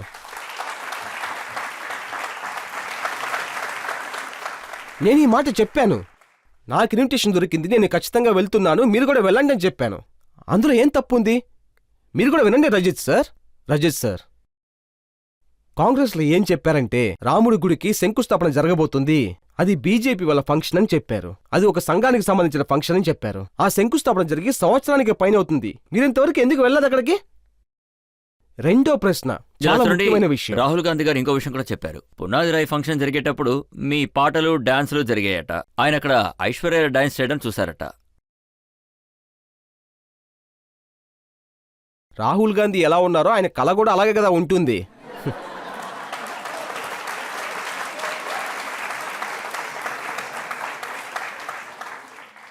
నిజమైన విషయం ఏంటంటే, శంకుస్థాపన జరిగే సమయంలో ఒక్కొక్క ఫుటేజీ, ఒక్కొక్క వీడియో ప్రపంచం మొత్తం చూశారు. అది మీరు కూడా చూసుంటారు కదా. దొరకలేదు. కానీ ఇది రాహుల్ గాంధీ కళ్ళలో మాత్రం ఎలా వచ్చింది? రాహుల్ గాంధీ సార్ ఏం చెప్పారంటే, అక్కడ పాట, డాన్సులు జరుగుతున్నాయని. అవును, ఖచ్చితంగా. అక్కడ ఏమైనా పోరాటం జరుగుతుందా? భగవంతుడు రాముడికి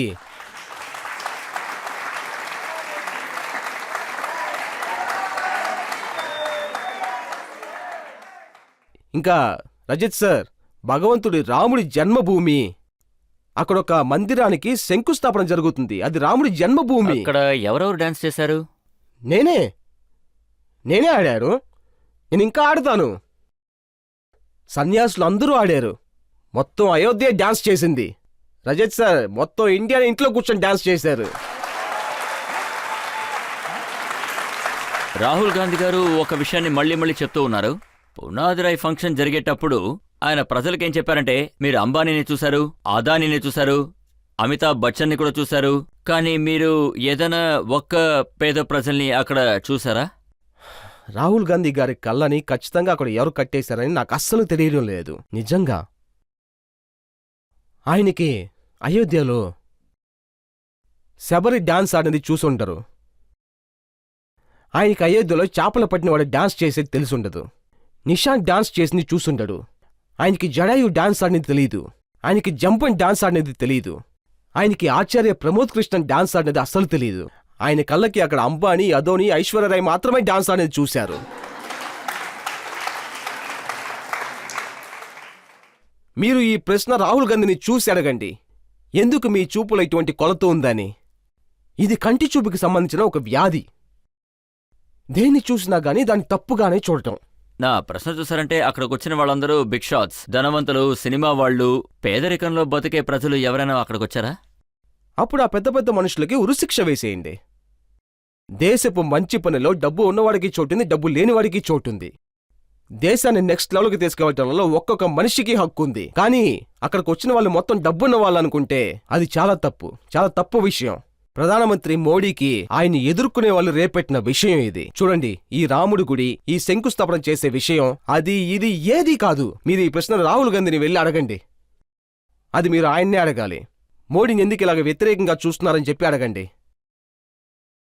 మీరు ఈ కోర్టు బోన్ లోపలికి నరేంద్ర మోడీని చాలాసార్లు పిలిచారు కదా, నన్ను కూడా పిలిచారు, ప్రణబ్ ముఖర్జీని కూడా పిలిచారు. రాహుల్ గాంధీ కూడా పిలవండి ఎప్పుడైనా.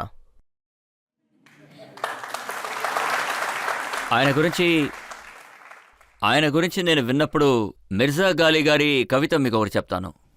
मैं बुलाता तो हूं उसको मगर ये जज्बा दिल उस पे बन जाए कुछ ऐसी की बिनाए न बने.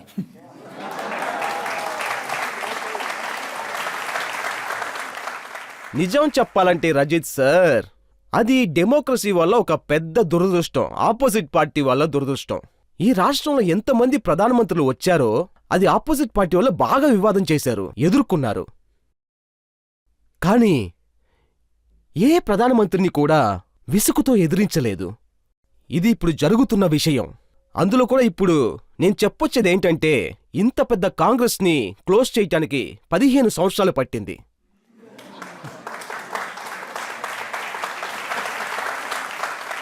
ఎన్ని 15 సంవత్సరాలు. ఈ ఆపోజిట్లో ఉన్న పార్టీ వాళ్లే వాళ్ళని నాయకుడిగా ఎంచుకున్నారు. దానికి ముగింపు తీసుకురావడానికి అంత సమయం పట్టింది. అది ఒక పెద్ద దురదృష్టం. ఇక్కడ ఒక ఆరోగ్యమైన పార్టీ అవసరం అవుతుంది. ఆరోగ్యమైన డెమోక్రసీ కోసం ఆపోజిట్ పార్టీ అవసరం. న్యాయమైన ఒక పార్టీ అవసరం. అది ఒక కోతుల సైన్యంలాగా ఉండకూడదు. కానీ నన్ను అడిగితే ఆయన కాన్ఫిడెన్స్ లెవెల్ చాలా అద్భుతంగా ఉంటుంది. రాహుల్ గాంధీ గారు ఏమన్నారంటే, ఈ ప్రభుత్వం వ్యతిరేకంగా నడుస్తోంది, మాకేం కావాలో మేము చేసుకుంటామన్నారు. ఆ తప్పు వాళ్ళ చూపుల్లో ఉందని అర్థం. ఈయన నరేంద్ర మోడీ, ఆయన ఓడిపోడు, ఎవ్వరూ ఓడించలేరు. చూడండి, సరిగ్గా ఇక్కడే ఊహించని ఒక విషయాన్ని చూస్తున్నాను. మీరు ప్రియాంక గాంధీ గారికి చాలా క్లోజ్గా ఉన్నారు. మీరు ఆవిడ్ని కాంగ్రెస్లో లీడర్ చేయాలనుకున్నారు. కానీ ఆ తర్వాత మీరు నరేంద్ర మోడీ గారి కోసం కాంగ్రెస్ వదిలి వెళ్ళిపోయారు. ప్రియాంక గారిని అనాథగా వదిలేశారేంటి? లేదు రజిత్ సార్, విషయం అది కాదు. నేను కేవలం నరేంద్ర మోడీ కోసం కాంగ్రెస్ని వదిలిపెట్టి రాలేదు. అలా కాదు, నేను అసలు కాంగ్రెస్ని వదిలిపెట్టలేదు. నేను రాముడి గుడి శంకుస్థాపనకి వెళ్ళి వచ్చాను. తర్వాత కల్కిదం గర్భగుడికి తేదీ ఫిక్స్ చేయడానికి వెళ్ళి వచ్చాను. అప్పుడు గౌరవనీయులైన మన ప్రధానమంత్రి నరేంద్ర మోడీ గారిని ఇన్వైట్ చేశాను. ఆ తర్వాత ఫొటోస్ ఉన్నాయి కదా, అప్పుడే నాకొక విషయం తెలిసింది, కాంగ్రెస్ వాళ్ళు దీన్ని వేరేలాగా తీసుకున్నారు అని. అదేమైందంటే, పార్టీ నుంచి నా బహిష్కరణ లెటర్ ఇంకా నాకు వచ్చి చేరలేదు. కానీ నాకు తెలిసిందేంటంటే, నన్ను పార్టీ నుంచి తీసివేశారని. రజత్ సార్, సనాతనం ఇంకా ప్రాణాలతోనే ఉంది. భారతం అది ఎప్పుడు ఆరోగ్యంగానే ఉంటుంది. ఒక్క ప్రాబ్లం మాత్రమే కాదు, 1000 ప్రాబ్లమ్స్నైనా ఎదుర్కోవటానికి ఇక్కడ నేను తయారుగా ఉన్నాను. కానీ సనాతన విషయంలో కాంప్రమైజ్ అనేది లేదు.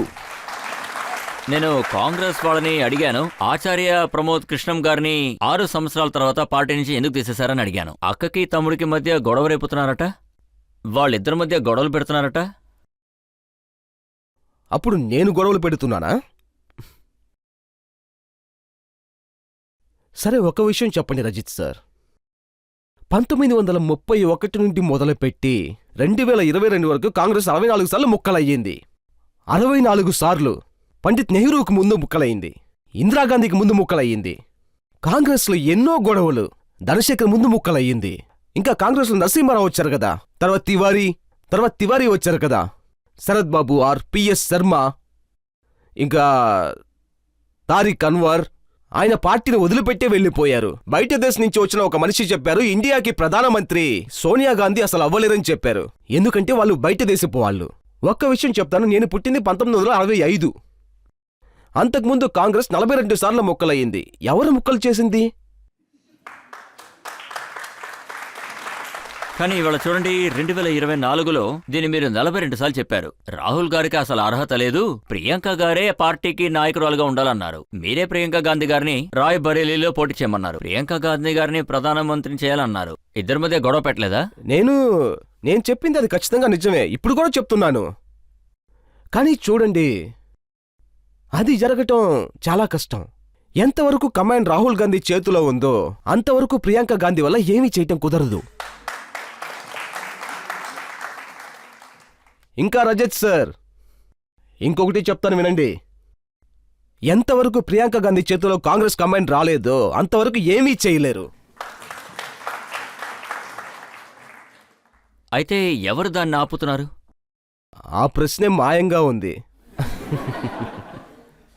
ఇది పెద్ద సవాల్. ఇది దాని గురించి చెప్పాలంటే ఒకరోజు సింధియా వెళ్లారు, జితన్ ప్రసాద్ వెళ్లారు, హర్బన్ సింగ్ వెళ్లారు, అశోక్ కమర్ వెళ్లారు, చౌకాన్ వెళ్లారు, గౌరవ్ బల్లు వెళ్లారు, రాధికా వెళ్లారు, వరుసగా వెళ్లారు. అన్నిటికీ ఇదే కారణమా? చాలా మందికి ఇంకా అవకాశం దొరకలేదు, లేంటే వాళ్ళు కూడా వెళ్ళుండేవాళ్ళు. అన్నిటికీ కారణం ఇదే. అదేంటంటే రాహుల్ గాంధీజీతో ఒక గ్రూపు ఉంది.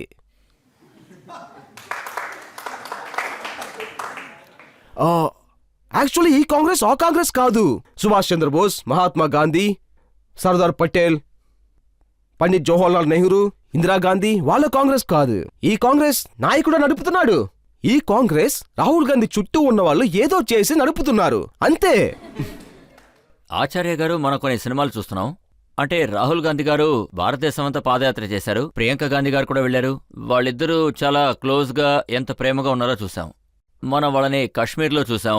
వాళ్ళిద్దరూ ఆ మంచిని బంతులా తయారు చేసి ఎలా ఆడుకున్నారో చూసాం. వాళ్ళిద్దరి మధ్య అంత ప్రేమ ఉంది. అలాంటప్పుడు మీరు వాళ్ళిద్దరూ గొడవ పడుతున్నారని ఎలా చెప్పారు? ఒక్క విషయం గట్టిగా చెప్తాను, అది ప్రియాంక గాంధీ ఒక మంచి సోదరీమణి. వాళ్ళ సోదరుణ్ణి బాగా ఇష్టపడుతున్నారు. ఒక్కొక్క సోదరి అలాగే ఉంటుంది, వాళ్ళ సోదరుని ఇష్టపడతారు. ఇందులో ప్రశ్న ఏంటంటే కౌగులించుకోవటం శివాజీ కూడా చేశారు కదా ఇలా. అది ఒక ప్రశ్నే. అందులో ఒక నాటకం ఉంది, junior Caesars. Rajat sir, Caesar వెనక వీపు పైన కత్తిని అలా దించారు. అప్పుడు తిరిగి చూసినప్పుడు బ్లూటస్ మాత్రమే అక్కడ ఉన్నారు. వాడు బ్లూటస్ని బాగా నమ్మాడు. వాడు సీజర్ వీపు పైన కత్తి అలా దింపినప్పుడు యూట్యూబ్ బ్రూటస్ అనే అన్నాడు. సో కాంగ్రెస్ జూనియర్ సీజర్స్ నాటకంలో ఒక యూట్యూబ్ బ్రూటర్సే. కాంగ్రెస్లో ఎంతో మంది బ్రూటర్స్ ఉన్నారు. కానీ బ్రూటర్స్ ఎవరన్నది ఎప్పుడు తెలుసుకోగలవంటే ఆ కత్తి అలా పొడిచి దింపినప్పుడే. మీరు కత్తితో పొడిచారు కదా, అప్పుడు మీరు అందులో ఏం చూశారు? దీనికి నేను చెప్పేదేంటంటే, ఇంతవరకు నేను ఎవరిని కత్తులతో పొడిచింది లేదు, అడ్వైస్ మాత్రమే చేశాను. ఆచార్య గారు, మీ ఫ్రెండ్ రాజా సార్కి ఏం చెప్తారంటే, దిగ్విజయ్ సింగ్ ఆయన కూడా మిమ్మల్ని బాగా నమ్మారు కదా, చివరికి ఆయన కూడా బాధపడుంటారు కదా. మీరు ఊహించని ఒక స్టేట్మెంట్ ఇచ్చి కాంగ్రెస్ నుండి బయటికి వచ్చేశారు. నాకు అసలు అర్థం కావటం లేదు, నేను అంతలా ఏం చేశాను, ఏం తప్పు చేశాను? నా దిగ్విజయ్ జ్ఞాపకాలు మీకు వస్తున్నాయి, సచిన్ జ్ఞాపకాలు గుర్తొస్తున్నాయి. నేనే చెప్పాను, కాంగ్రెస్ నాయకత్వం నాయకుడు. ఒకవేళ అందులో రాహుల్ గాంధీ అవ్వడం ఇష్టపడకపోతే అప్పుడు కాంగ్రెస్ కమాండ్ మొత్తం ప్రియాంక గాంధీకి ఇచ్చేయచ్చు కదా. ఆ ప్రియాంక గాంధీ గారికి కూడా అవసరం ఇష్టం లేకపోతే దిగ్విజయ్ గారికి ఇచ్చేయండి. అలా కాదు, కొత్తగా యువకులు కావాలంటే దిగ్విజయ్ గారికి ఇచ్చేయండి. దిగ్విజయ్ సార్ రాహుల్ గాంధీ గారి దగ్గర చెప్పారు, మీకు కావాలంటే నామినేషన్ బాగా వేసుకోవచ్చు. కానీ విషయం ఏంటంటే దిగ్విజయ్ సార్ నామినీ వేయటానికి వచ్చేటప్పుడు రాహుల్ గాంధీ చుట్టూ అతని గ్రూప్ ఒకటి ఉంది కదా, ఆయనకు ఒక తల ఆడించే బొమ్మే నాయకత్వం తీసుకోవాలని ఆశపడ్డారు. అనుకున్న టైంలో వాళ్ళు ఏదైనా చేయగలరు. వాళ్ళకి దిగ్విజయ్ పైన ఒక సందేహం వచ్చింది. ఈ దిగ్విజయ్ సారు బాగా స్ట్రిక్ట్ అయిన ఒక మనిషి. అలాగే దిగ్విజయ్ సార్ని వాళ్ళందరూ కలిసి అలా పక్కకు నెట్టేశారు. అలాగే నన్ను కూడా చేశారు. అందువల్ల మోసం చేసింది వాళ్లే, ఇటువంటి పనులు చేసింది వాళ్లే, బ్రూటస్ వాళ్లే. ఈ ప్రశ్న వాళ్ళని చూసి అడగండి. నా మనసు లోపల ఎటువంటి కల్లా కపటమూ లేదు, ఇప్పటికీ అలాగే. నేను ఒక విషయం మీకు ఖచ్చితంగా చెప్పాలి. నిన్నటి వరకు నేను ప్రియాంక గాంధీ గారితో ఉన్నాను, ఈ రోజు నరేంద్ర మోడీ గారితో ఉంటున్నాను. ఎవరైనా అడగాలనుకుంటే అడగచ్చు. దిగ్విజయ్ సింగ్ ఏమంటున్నారంటే కావి రంగే చాలా భయంకరవాదమని. దాని గురించి మీరేమంటున్నారు? తనేమంటున్నారంటే హిందూ తర్వాత ఆర్ఎస్ఎస్ తర్వాత ఈ భయంకరవాదులను స్ప్రెడ్ చేస్తున్నారని, ముస్లింస్ మీద నిందలు వేస్తున్నారని. దాని గురించి మీ అభిప్రాయం ఏంటో సార్?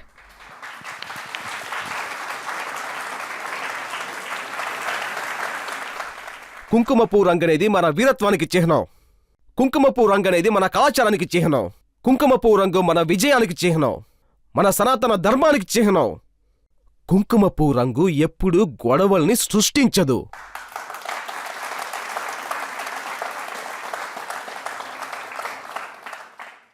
మీరడిగిన ప్రశ్న ఉంది చూశారా, దిగ్విజయ్కి సంబంధించింది.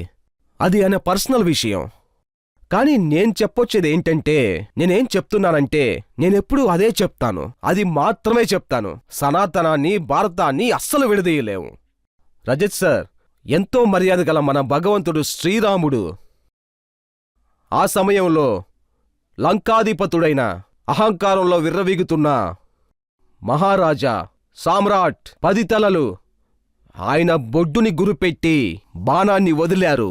అహంకారంతో తల విరిచి ఆయన లంకాధిపతిని అక్కడే భస్మం చేశారు. సనాతనాన్ని నిలబెట్టారు.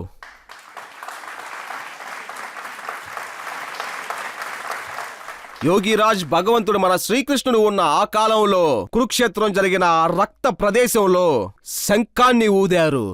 అయితే అధర్మాన్ని నాశనం చేసేసి ధర్మాన్ని నిలబెట్టడానికి ఆయన కష్టపడ్డారు.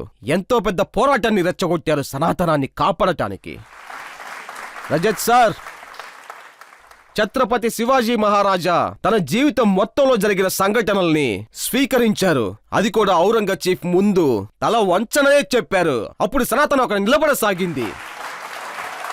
ఇంకా రజత్ సార్, మహారాజా ప్రతాప్ గడ్డితో చేసిన రొట్టె తినటానికి ఇష్టపడ్డారు. గడ్డితో చేసింది అది తినటానికి ఒప్పుకున్నాడు. కానీ అక్బర్కు ముందు అస్సలు తలదించలేదు. అప్పుడు సనాతనం నిలబడింది.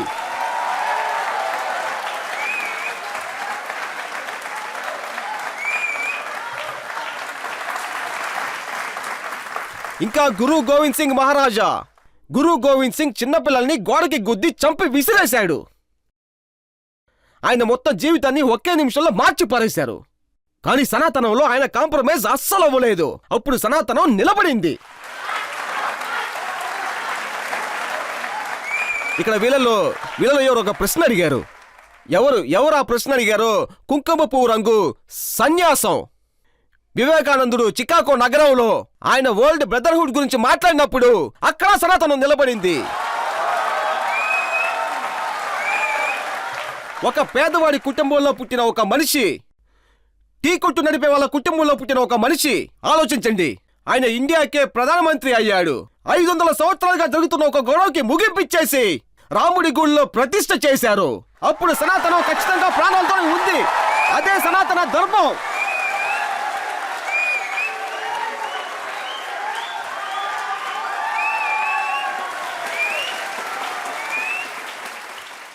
ఆచార్య గారు, వాళ్ళు అడిగిన ప్రశ్నకి అర్థం ఏంటంటే, ఎప్పుడైతే ఒకరు విజయ్ సింగ్ అని చెప్పారో, హేమంత్ కర్కరేని అజ్మల్ కసాబ్ చంపలేదు, ఏదో ఒక హిందూనే చంపాడు.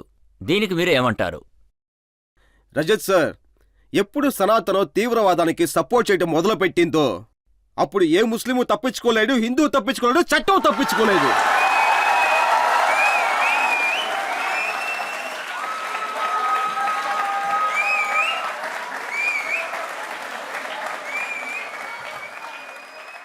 ఈ ప్రశ్న చాలా తప్పైనది. ఆ స్టేట్మెంటే చాలా తప్పు. నేను దీన్ని అస్సలు ఒప్పుకోను. ఎవరు ఏమైనా చెప్పనివ్వండి. నేనిప్పుడు చెప్తున్నాను, ఇది మొత్తం ప్రజల అరుపులు, ఇంకా దేశపు అరుపులు. ఎప్పుడు ఇది టెలికాస్ట్ అవుతుందో అప్పుడు భారతదేశం మొత్తం ధైర్యంగా ఉంటుంది. భారతదేశం మెలకువతో ఉంటే వందే మాత్రం అని అరిచేటప్పుడు మన భరతమాత ఎంతో సంతోషపడుతుంది, ఎంతో ఆనందపడుతుంది.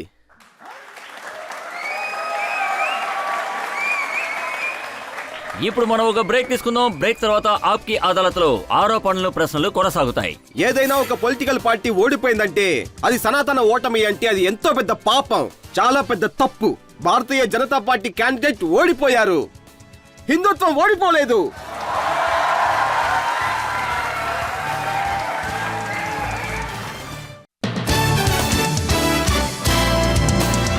Welcome back. ఆప్కి అదాలత్లో ఇవాల్టి మన గెస్ట్ ఆచార్య ప్రమోద్ కృష్ణం గారి మీద మోపిన తర్వాత ఆరోపణ చూద్దాం. ఆప్కి అదాలత్లో ఆచార్య ప్రమోద్ కృష్ణం గారి మోపిన తర్వాత ఆరోపణ అంటే ఈయన చాలా బూతులు మాట్లాడతారని అంటున్నారు. చూడండి ఆచార్య గారు, నాకు మీ గురించి చాలా కంప్లైంట్స్ వచ్చాయి. మీ దగ్గర ఉన్న పెద్ద ప్రాబ్లం ఏంటంటే మీరు మాట్లాడుతున్న ఈ భాష ఉంది కదా, అంటే మీరు మాట్లాడుతున్న ఈ బూతులు, అది ఇప్పుడు పార్లమెంట్లో సెంగోల్ని స్థాపించేటప్పుడు మీరేమన్నారంటే దేవతల మీద పువ్వుల వర్షం కురుస్తుందన్నారు. తర్వాత మీరు గాడిదలు అరుస్తున్నాయి అన్నారు. ఒక సన్యాసి ఇలా మాట్లాడతారా చెప్పండి? నేనప్పుడు ఒక విషయం రాసి ఉంచాను, ధర్మాన్ని నిలబెట్టారని, దేవతలు ఉష్ణోగ్రతని పెంచుతున్నారు అని, ఇంకా గాడిదలు అరుస్తున్నాయని. ఇంకా మీరు ఈ స్థలంలో ఒక పెద్ద లాయరే కదండి, ఆ కుట్రాన్ని నిరూపించడానికి మీరు ఒక సంకల్పంతో వచ్చి ఉంటారు కదా ఇక్కడికి. ఈ రోజు నాకు ఉరిశిక్ష వేయాలని నిర్ణయించుకుని ఉంటారు కదా. ఇప్పుడు నేనేం అడుగుతున్నానంటే, ఇందులో ఏ నాయకుడి పేరైనా నేను పర్టికులర్గా చెప్పానా? ఏదైనా పార్టీ పేరు చెప్పానా? ఏదైనా ఒంటరి మనిషి గురించి చెప్పానా? రజత్ సార్, ఏ మనిషిని కూడా మనం గాడిదని చెప్పలేం, అలాగే ఏ గాడిదని కూడా మనిషి అని చెప్పలేం కదా.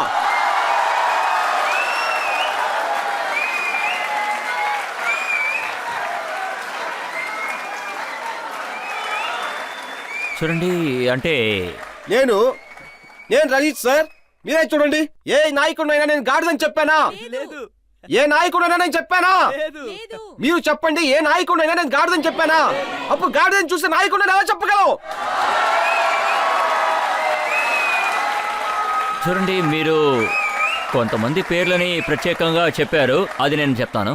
మీరన్నారు ఒకవేళ రాహుల్ గాంధీ జవహర్ లాల్ నెహ్రూ వాళ్ళ కుటుంబంలో పుట్టకపోతే ఆయనకి ఎవరు కూడా ఒక ప్యూన్ పని కూడా ఇవ్వరని అన్నారు, అవునా? అలాంటి భాష మీరు మంచిదేనంటారా? లేదు, ఆ మాట అసహ్యమైనది కాదు. ఈ పదం చాలా సున్నితమైనది. నాకిప్పుడు మీరు చెప్పండి, ఏ మతం అయినా నిజం చెప్పొద్దని చెప్పిందా? ఏ మతమైనా అబద్ధం చెప్పమని చెప్పిందా? అది కాదు, ప్యూన్ పని అనేది. రజత్ సార్, నిజం నిజంగా చెప్పడానికి కొంచెం కష్టంగానే ఉంటుంది, కానీ నిజం నిజంగా చెప్పడానికి కష్టంగా ఎలా ఉంటుందో అంతలా కష్టంగానే ఉంటుంది నిజం నిజంగా వినడానికి.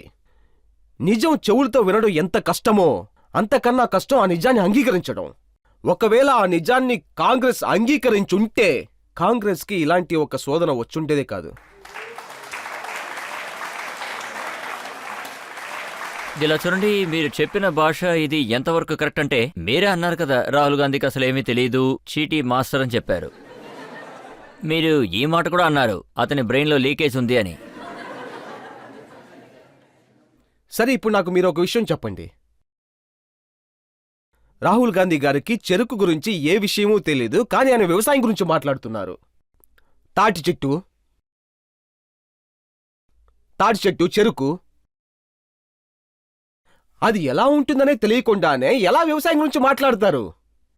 వ్యవసాయ భూమిని ఇంతవరకు చూడలేదు, పల్లె గ్రామాన్ని ఇంతవరకు చూడలేదు. ఒకవేళ ఇంటర్నెట్లో చూసుండొచ్చు. నా పల్లెటూరు నా దేశం.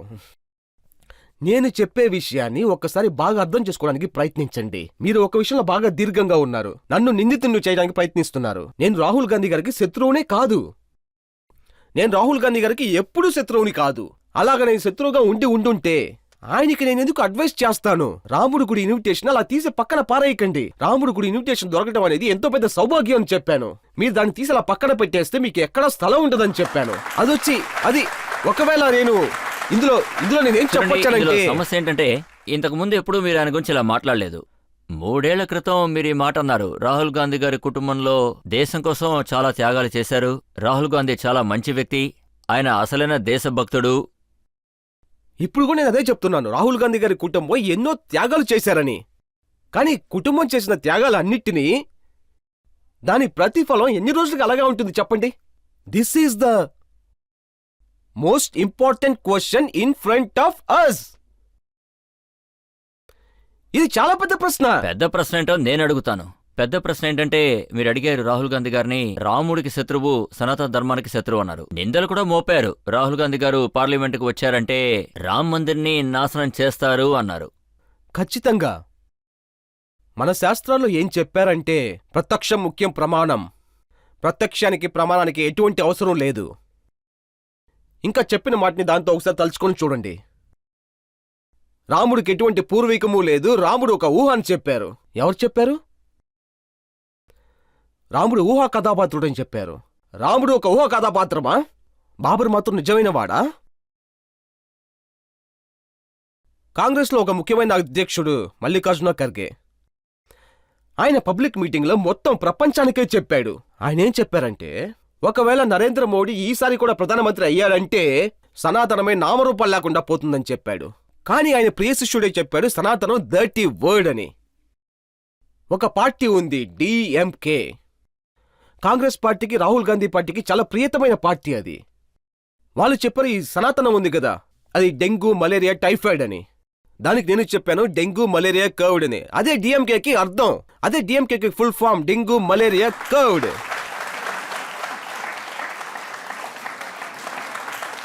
గుడికి వెళ్లి ఆడవాళ్ళని కదిలిస్తున్నారు. ఇది ఎవరు చెప్పారు? ఎవరు చెప్పారు? రాహుల్ సార్.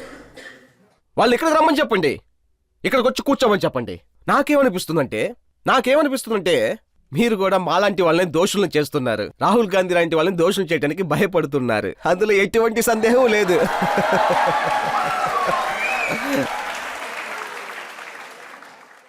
నేను గత 40 ఏళ్లుగా జర్నలిస్ట్గా ఉన్నాను. నేను ఎప్పుడూ ఎవరికీ భయపడలేదు.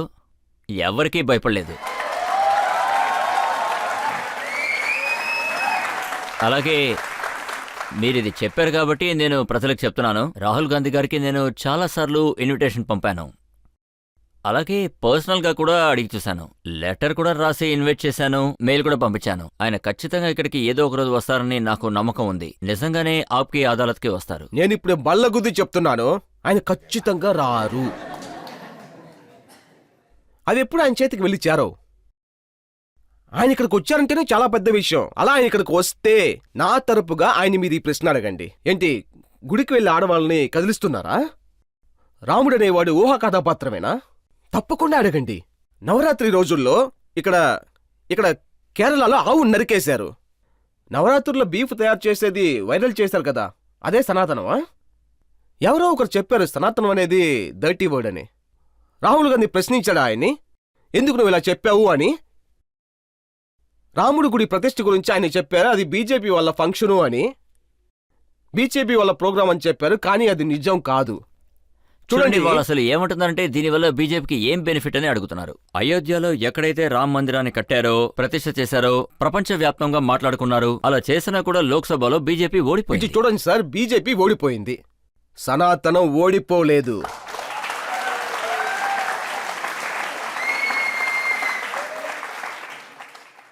భారతీయ జనతా పార్టీ క్యాండిడేటే ఓడిపోయాడు, హిందుత్వం ఓడిపోలేదు.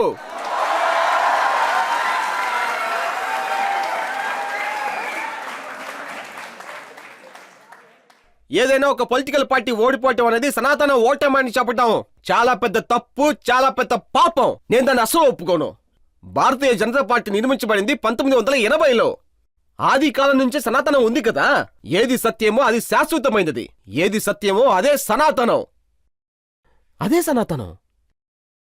సాధారణంగా చెప్పేస్తారు అయోధ్య, అది జరుగుతుంది. అది ఎప్పుడైనా కొన్ని సమయాల్లో భగవంతుడు ఇలాంటివన్నీ సరి సమానంగానే చూస్తున్నారు. కొన్ని సమయాల్లో దుష్టులకు కూడా వరాలు అలాగే ఇచ్చేస్తున్నారు. ఏం చేస్తాం? చూడండి, ఏదైతే జరిగిందో అఖిలేష్ యాదవ్ రామ్ మందిరానికి ఇంకా వెళ్ళలేదు. అఖిలేష్ యాదవ్ దాన్ని వ్యతిరేకించి మాట్లాడారు, కానీ ఆయన అక్కడ చివరికి గెలిచారు కదా. ఇక్కడ ఎంతమంది రాముడికి శత్రువులు ఉన్నారో వారు పార్లమెంట్లో ఉన్న సింహాసనాన్ని ఒక దారికి తీసుకొస్తారు, కానీ దేశపు ప్రజలు వాళ్ళని ఎప్పుడు అక్కడ కూర్చొనివ్వరు. ఇది రాసి పెట్టుకోండి, రాసి పెట్టుకోండి. 1-2 సీట్లు గెలవటం, 4-5 సీట్లు గెలవటం, 1-2 సీట్ల పదవి చేపట్టటం, ఇవన్నీ ఎప్పుడు జరిగాయే. కొన్ని సమయాల్లో భగవంతుడు ఈ అసుర శక్తిని కూడా అలా పెంచుతూ ఉంటాడు. అలా అసుర శక్తులు ఎక్కువ అవ్వకపోతే భగవంతుడు ఎలా అవతరిస్తాడు? భగవంతుడు కల్కి అవతారం ఎందుకు జరగబోతుందంటే, దారాదాంలో ఈ అసుర శక్తులు ఎక్కువ అవుతున్నప్పుడు అప్పుడు వాళ్ళ అంతు తీర్చడానికి భగవంతుడు భూమిపైకి వస్తాడు. నేను ఒకసారి రాసి పెట్టాను, నేనెంతో క్లియర్గా రాసుంచాను. కృష్ణుని భగవద్గీతలో రాసుంచారు కలియుగంలో సంపల్లో వస్తానని. నేను ఆ పాట ఒకటి పాడమంటారా? మీరు పాడండి, మేము వింటాం. कि तूने द्वापर में वादा किया था,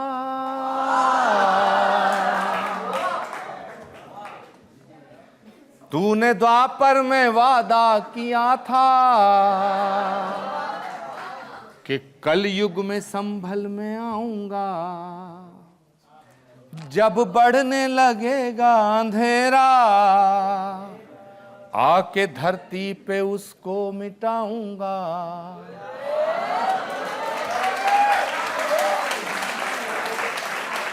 जब बढ़ने लगेगा अंधेरा आके धरती पे उसको मिटाऊंगा। अरे स्वागतम कल की, शरणागतम कल की, अरे स्वागतम कल की, शरणागतम कल की, अरे स्वागतम कल की। నాతో కలిసి అందరూ పాడండి. स्वागतम कल की, शरणागतम कल की, अरे स्वागतम कल की, शरणागतम कल की, अरे स्वागतम कल की, शरणागतम कल की।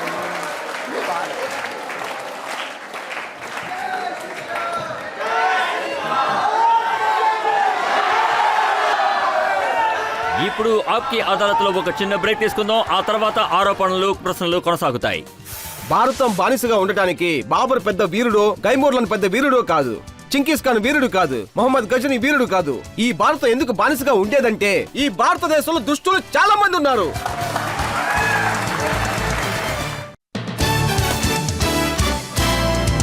Welcome back. ఇవాళ ఆప్కి అదాలత్లో ఇవాల్టి మన అతిథి ఆచార్య ప్రమోద్ కృష్ణం. ఆప్కి అదాలత్లో తర్వాత ఆరోపణ. ఆప్కి అదాలత్లో ఆచార్య ప్రమోద్ కృష్ణం గారి మీద మోపిన ఆరోపణ ఇదే. ఈయనొక అవకాశవాది అని అంటున్నారు. ఇప్పుడు ప్రజలు ఏమంటున్నారంటే నరేంద్ర మోడీ గారి ఇన్ఫ్లుయెన్స్ చాలా ఎక్కువగా ఉంది, అందువల్ల మీరు ఆయన రథంలో సవారీ చేశారంటున్నారు. మీరేమన్నారంటే మోడీ గారు రాజా విక్రమ్ ఆదిత్య లాంటివారు అన్నారు. మీరంటున్నారు మోడీ గారికి ఆ దేవుడు దేవి గారి అనుగ్రహం ఉందని. మీరే అన్నారు, లేకపోతే మోడీ గారు ఆ రామ్ మందిరాన్ని కట్టుండేవారు కాదని. అది నిజమేనంటారా? చూడండి రజిత్ సార్, ఖచ్చితంగా ఈ ఒక విషయాన్ని మీ ముందు నేను ఒప్పుకుంటున్నాను. ఏ ఒక్క ప్రత్యేక మనిషి మీద భగవంతుడి కృప ఎక్కువగా ఉంటుందో అలాంటి వాళ్ళే ఇలాంటి నిర్ణయాలు ఎంతో సులభంగా, సాధారణంగా తీసుకోగలరు. చెప్తున్నందుకు క్షమించండి. ఒకవేళ మన భారతదేశానికి ప్రధానమంత్రి నరేంద్ర మోడీ కాకపోతే 370ని క్యాన్సిల్ చేసి ఉండరు. అలాగే రాముడు గుడి దాన్ని కట్టుండరు. 3 సార్లు ఆ తలాక్ అనే చట్టం వచ్చుండదు. ఇంకా రజిత్ సార్, ఈ కల్కి దామ్ కూడా ఇక్కడ జరుగు ఉండేదే కాదు. అందువల్లే ఈ దేశంలో ఎంతమంది ప్రధానమంత్రులు ఉన్నారో వాళ్ళు ఒక్కొక్కళ్ళు ఒక్కొక్క సమయంలో ఈ దేశానికి సేవలు చేశారు. కానీ ఎలా సామ్రాట్ అశోక్, సామ్రాట్ చంద్రగుప్త్, సామ్రాట్ విక్రమాదిత్య, ఎంతోమంది సామ్రాట్లు ఉన్నారు. అలాగే సామ్రాట్ విక్రమాదిత్యని ఎలా ఎవరు మించిపోలేరో అలాగే భారతదేశంలో ప్రధానమంత్రి రూపంలో నరేంద్ర మోడీని మించిన వారు ఇక్కడ ఎవరూ లేరు. ఇలా చూడండి ఆచార్య గారు, మీరు ఇవాళ చాలా మంచి విషయాలు చెప్పారు. కానీ చూడండి, 2015లో మీరే అన్నారు నరేంద్ర మోడీ గారు ఎప్పుడైతే ప్రధానమంత్రి అయ్యారో అప్పట్నుంచి ఈ దేశంలో సమస్యలు మొదలయ్యాయని. ఎంతమంది అయితే ఇండియన్ ముజాహిదీన్ని చూసి భయపడుతున్నారో మోడీ గారిని చూసి కూడా అంతమంది భయపడుతున్నారు. రాజు ఎప్పుడు కఠినమైన శిక్షలను ఇవ్వాలి కదా దోషులకు విరుద్ధంగా. చెడ్డవాళ్ళు రాజును చూసి ఖచ్చితంగా భయపడాలి. ఇంకా 2015లో జరిగిన ఒక సంఘటన. మా ఊర్లో ఎప్పుడూ ఒక సామెత చెబుతూ ఉంటారు, ఏం అన్నం తింటావో మనసు కూడా అలాగే ఉంటుంది. అదే నేను ఇక్కడ వేరే విధంగా చెప్పాను. 2014లో మీరు. మీరు చెప్పారు ఒకవేళ ఎవరైనా బీజేపీలో జాయిన్ అయ్యారు అంటే ఆ, అప్పుడు వీళ్ళు మిగతా వాళ్ళని మార్చేస్తారన్నారు. లేదు, ఇప్పుడు మీరు బీజేపీకి వచ్చి జాయిన్ అయ్యుండుంటే భారత్ మాతాకి జై అని చెప్పారంటే, వందే మాత్రం అని చెప్పుండుంటే మన సనాతనాన్ని నేర్పిస్తున్నారని కదా అర్థం. మన విరక్షణ ఘోషణ, మనల్ని వాళ్ళని మన్నించేద్దాం. మన్నించేద్దాం. కానీ ఒక్క విషయం, ముందు వాళ్ళని ఇక్కడికి పిలవండి. హఫీజ్ సయ్యద్ని వదిలేసేయండి. హఫీజ్ సయ్యద్ వాళ్ళ బంధువులు ఇక్కడ కాంగ్రెస్లో ఉన్నారు కదా, వాళ్ళకి చెప్పండి భారత్ మాతకి జై అని చెప్పండి. ఎవరి చుట్టాలు చెప్పండి. ఇప్పుడు దాని గురించి చెప్తే ఎన్నో చిక్కులొచ్చి పడతాయి. లేదు, ఆప్కి అదాలత్లో జనాలే ముందున్నారు, చట్టదిట్టాలేం లేవు. ఇంటి నాయకుడే బంధువులే కదా. ఇప్పుడు నేను మీకు ఒకటి చెప్తాను. ఇప్పుడు ఒక హిజ్బుల్లా, ఆయన గాడ్ ఫాదర్ నజ్బుల్లా చంపబడ్డాడు. ఆపోజిట్ పార్టీ వాళ్ళని దుఃఖాన్ని విచారిస్తున్నారు, ఏదో వాళ్ళ బంధువులు చనిపోయినట్టు. ఇప్పుడు నా ప్రశ్న ఏంటంటే, సరే అది వదిలేయండి, మీరు రాహుల్ గాంధీకి ఒకసారి చెప్పండి జై శ్రీరామ్ అని చెప్పమని చెప్పండి. మీరు ఎటువంటి శిక్ష వేసినా కానీ నేను సిద్ధంగా ఉన్నాను. ఇప్పుడు చెప్పండి, మీరు చెప్పండి ఓవైసీ దగ్గర భారత్ మాతకి జై అని చెప్పమని చెప్పండి. మీరు ఏ శిక్ష వేసినా నేను స్వీకరిస్తాను. అయితే నన్ను క్షమించండి, ఇదేమి ఇస్లామిక్ స్కాలర్ కాదు. క్షమించండి, సారీ టు సే దిస్. ఇస్లాం అలా చెప్పలేదు. ఇస్లాంలో ఏం చెప్పారంటే తల్లి పాదాలలో స్వర్గం ఉందని. తల్లి పాదాలలో స్వర్గం ఉందని ఇస్లాం చెప్పినప్పుడు మాదిరి వదన బలహీనమైనదని ఇలా చెప్పగలరు మీరు.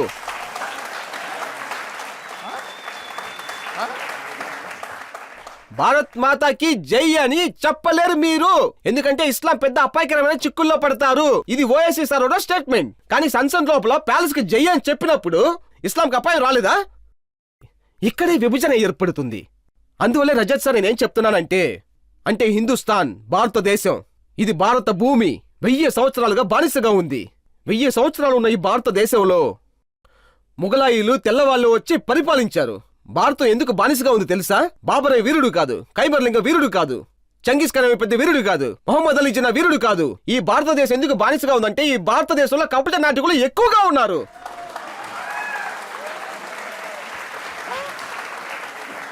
ఆచార్య గారు, ఏ కాంగ్రెస్ అయితే భారతదేశానికి స్వాతంత్రాన్ని ఇప్పించిందో అదే కాంగ్రెస్ 60-70 ఏళ్లు ప్రభుత్వాన్ని ఏలారు. వాళ్ళ గురించి మీరంటున్నారు ఇది మొహమ్మద్ అలీ జిన్నా కాంగ్రెస్ అని.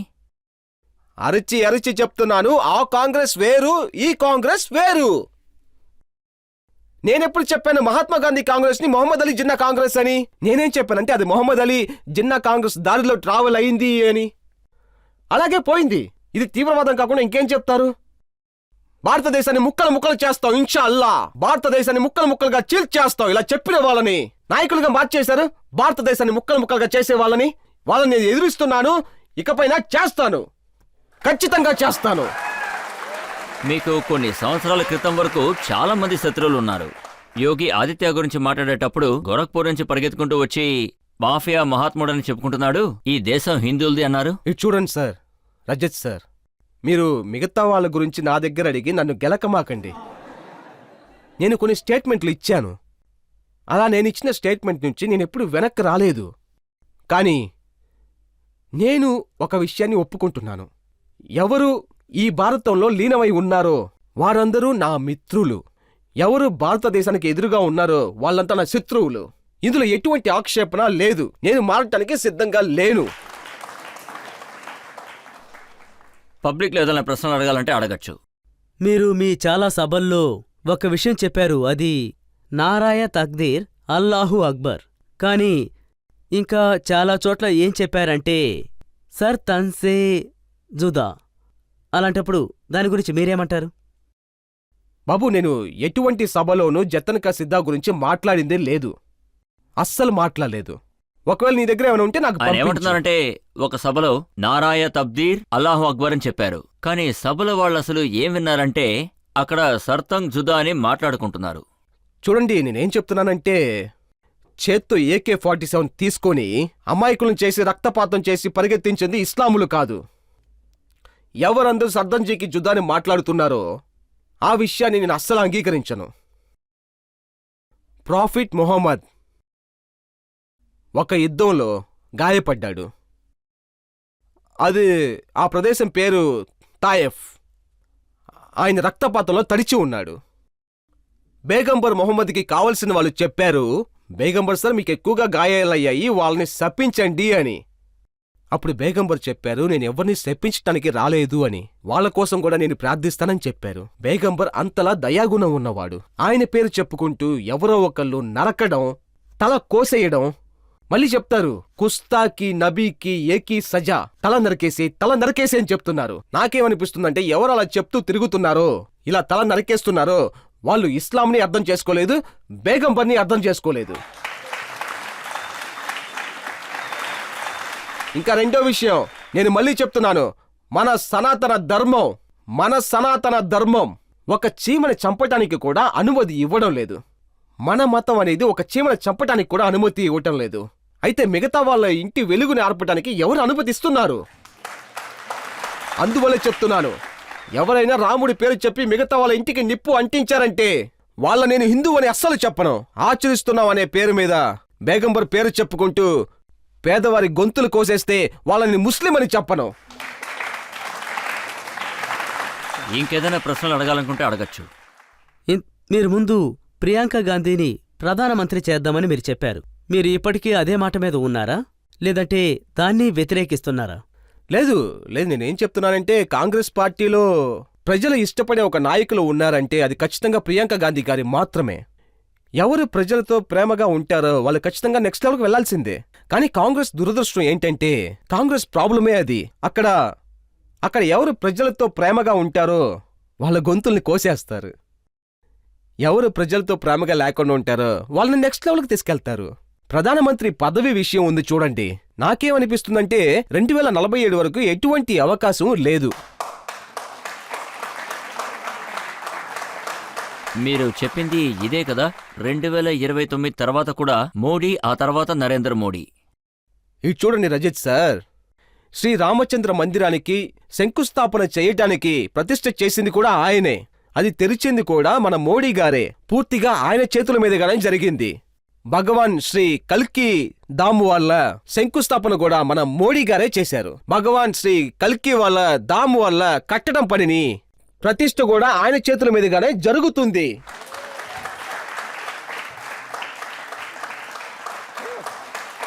రాహుల్ గాంధీ గారు జాతినుద్దేశించి చాలా మాట్లాడుతున్నారు.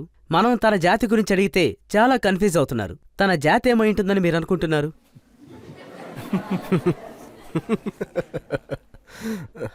మీకు ఆయన చాలా సంవత్సరాలుగా తెలుసు కదా? ఇది చాలా ముఖ్యమైన ప్రశ్న. అసలు నిజమైన విషయం ఏంటంటే ప్రపంచంలో రెండు జాతులే ఉన్నాయి. ఒకడు డబ్బున్నవాడు, ఒకడు పేదవాడు. ఇంక ఏ జాతులు లేవు. ఈ దేశంలో ముక్కలు చేయటానికి ఎన్నో ప్రయత్నాలు జరుగుతున్నాయి. కానీ ఈ దేశం అన్నీ తట్టుకొనే ఈ పరిస్థితిలో ఉంది. 1947లో డివిజన్ అనే ఒక అపాయకరమైన కత్తితో భారతదేశం గుండెల్లో గుచ్చారు. ఆ గాయం ఇంకా మానలేదు. మతం పేరు చెప్పి భారతదేశంలో ఒక డివిజన్ జరిగింది. కానీ ఈ దేశాన్ని ముక్కలు చేయడానికి, చీల్చేయటానికి జరిగిన కుట్రలను చూశారా? ఇప్పటికీ అటువంటి ప్రయత్నాలు జరుగుతూనే ఉన్నాయి. కొంతమంది జాతి అనే పేరు మీద, ఇంకా కొంతమంది భాష అనే పేరు మీద, ఏరియా అనే పేరు మీద, లేదంటే ఎన్నికనే పేరు మీద ఎన్నో పేర్లు ఉన్నాయి. కానీ నేను మీతో ఒక విషయాన్ని పంచుకోవాలి. ఎంతవరకు 140 కోట్ల మంది ప్రజల మనసు లోపల తల్లి భరతమాత రక్తం పారుతూ ఉందో ఈ దేశం భద్రంగానే ఉంటుంది. దీన్ని ఎవరూ చీల్చలేరు. ఇప్పుడు మనం ఇంకొక బ్రేక్ తీసుకుందాం. బ్రేక్ తర్వాత ఆప్కి అదాలత్లో మా జడ్జ్ కేది సురేష్ గారు ఏం జడ్జ్మెంట్ ఇస్తారో విందాం.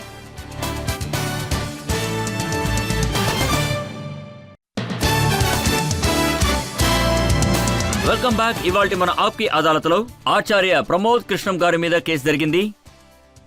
మనం ఆయన్ని కల్కి దామ్ గురించి అడిగాం, అలాగే సనాతన ధర్మం గురించి అడిగాం, ఆయన పాలిటిక్స్ గురించి అడిగాం. ఇప్పుడు ఆప్కి అదాలత్లో ఇవాల్టి జడ్జ్ కేజీ సురేష్ గారి జడ్జ్మెంట్ టైం. ఇప్పుడు రజత్ శర్మ గారి పదునైన ప్రశ్నలకి సమాధానం చెప్పడం అంత సులభం కాదు, చాలా చాలా కష్టం. కాని మీరు మీ ప్రతిభ వల్ల మీరు నవ్వుతూ నవ్విస్తూ కవితలు శ్లోకాలు చెప్తూ కొన్నిటికి సమాధానాలు చెప్పారు, కొన్నిటిని దాచారు. ఒక విషయంలో మిమ్మల్ని మెచ్చుకొని తీరాలి. మీరు మీకు సంబంధించిన పాత విషయాలు, చేసిన పనులు మర్చిపోలేదు, మార్చి చెప్పనూ లేదు. అది ఫారూక్ అబ్దుల్లాకి సంబంధించిందైనా సరే, లేదంటే ప్రియాంక గాంధీకి సంబంధించిందైనా సరే. మీరు ఎంతో ఎంతో ప్రసిద్ధి చెందినవారు. సిద్ధాంతాన్ని ఆధారంగా పెట్టుకుని మాటల్తో మార్పు తీసుకురావడం అంత సాధారణం కాదు. మీ జీవితంలో ఒకవైపు దుఃఖాలు కష్టాలు ఎదురైనా గాని మరోవైపు మీరు జీవితానికి అర్థాన్నే మార్చేశారు. ఇక్కడ సంబుల్ ఏరియాలో సముదాయ ఐక్యతని, అభివృద్ధి కోసం చాలా చేశారు. రాష్ట్రపిత మహాత్మా గాంధీగారు చెప్పారు, రాజకీయాల్లో ఎప్పుడూ మతాల్ని కలపకూడదు అని. మీలాంటి జ్ఞాని మాటల వల్ల ఈ దేశంలోని ప్రజలందరూ చాలా నమ్మకంతో ఉన్నారు. మీరు మీ ఆధ్యాత్మిక శక్తి వల్ల భారతీయ రాజకీయాలు నిజాయితీ కలిగినవిగా, భేదాలకి తావు లేకుండా సరైన పద్ధతిలో ఎంతో అద్భుతంగా ముందుకు నడిపిస్తారని నమ్ముతున్నాం. ఈ కోర్ట్ మిమ్మల్ని మీ మీద వేసిన నేరాల్ని కొట్టివేస్తూ విడుదల చేయడం జరుగుతోంది.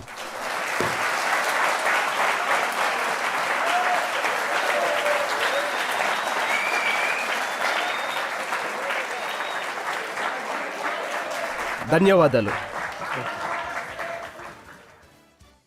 ఈ నమ్మకంతో ఆచార్య ప్రమోద్ కృష్ణం ఇదే విధంగా సనాతనానికి ఆయన సేవల్ని అందిస్తూ ఉండాలి. ఈ దేశం పేరుని వేరే లెవెల్కి తీసుకెళ్లాలి. అలాగే సమాజ సేవలు మీరు చేస్తూ ఉంటారు, అది కొనసాగుతుందని నమ్ముతున్నాను. అలాగే రాజకీయాల్లో కూడా ఆయన అభిప్రాయాల్ని ఇలాగే ఓపెన్ గా చెప్పాలని ఆశిస్తున్నాం. ఇవాల్టి విచారణ పూర్తయింది. వచ్చే వారం మిమ్మల్ని మళ్లీ కలుస్తాను ఒక విఐపితో. అప్పటి వరకు సెలవు.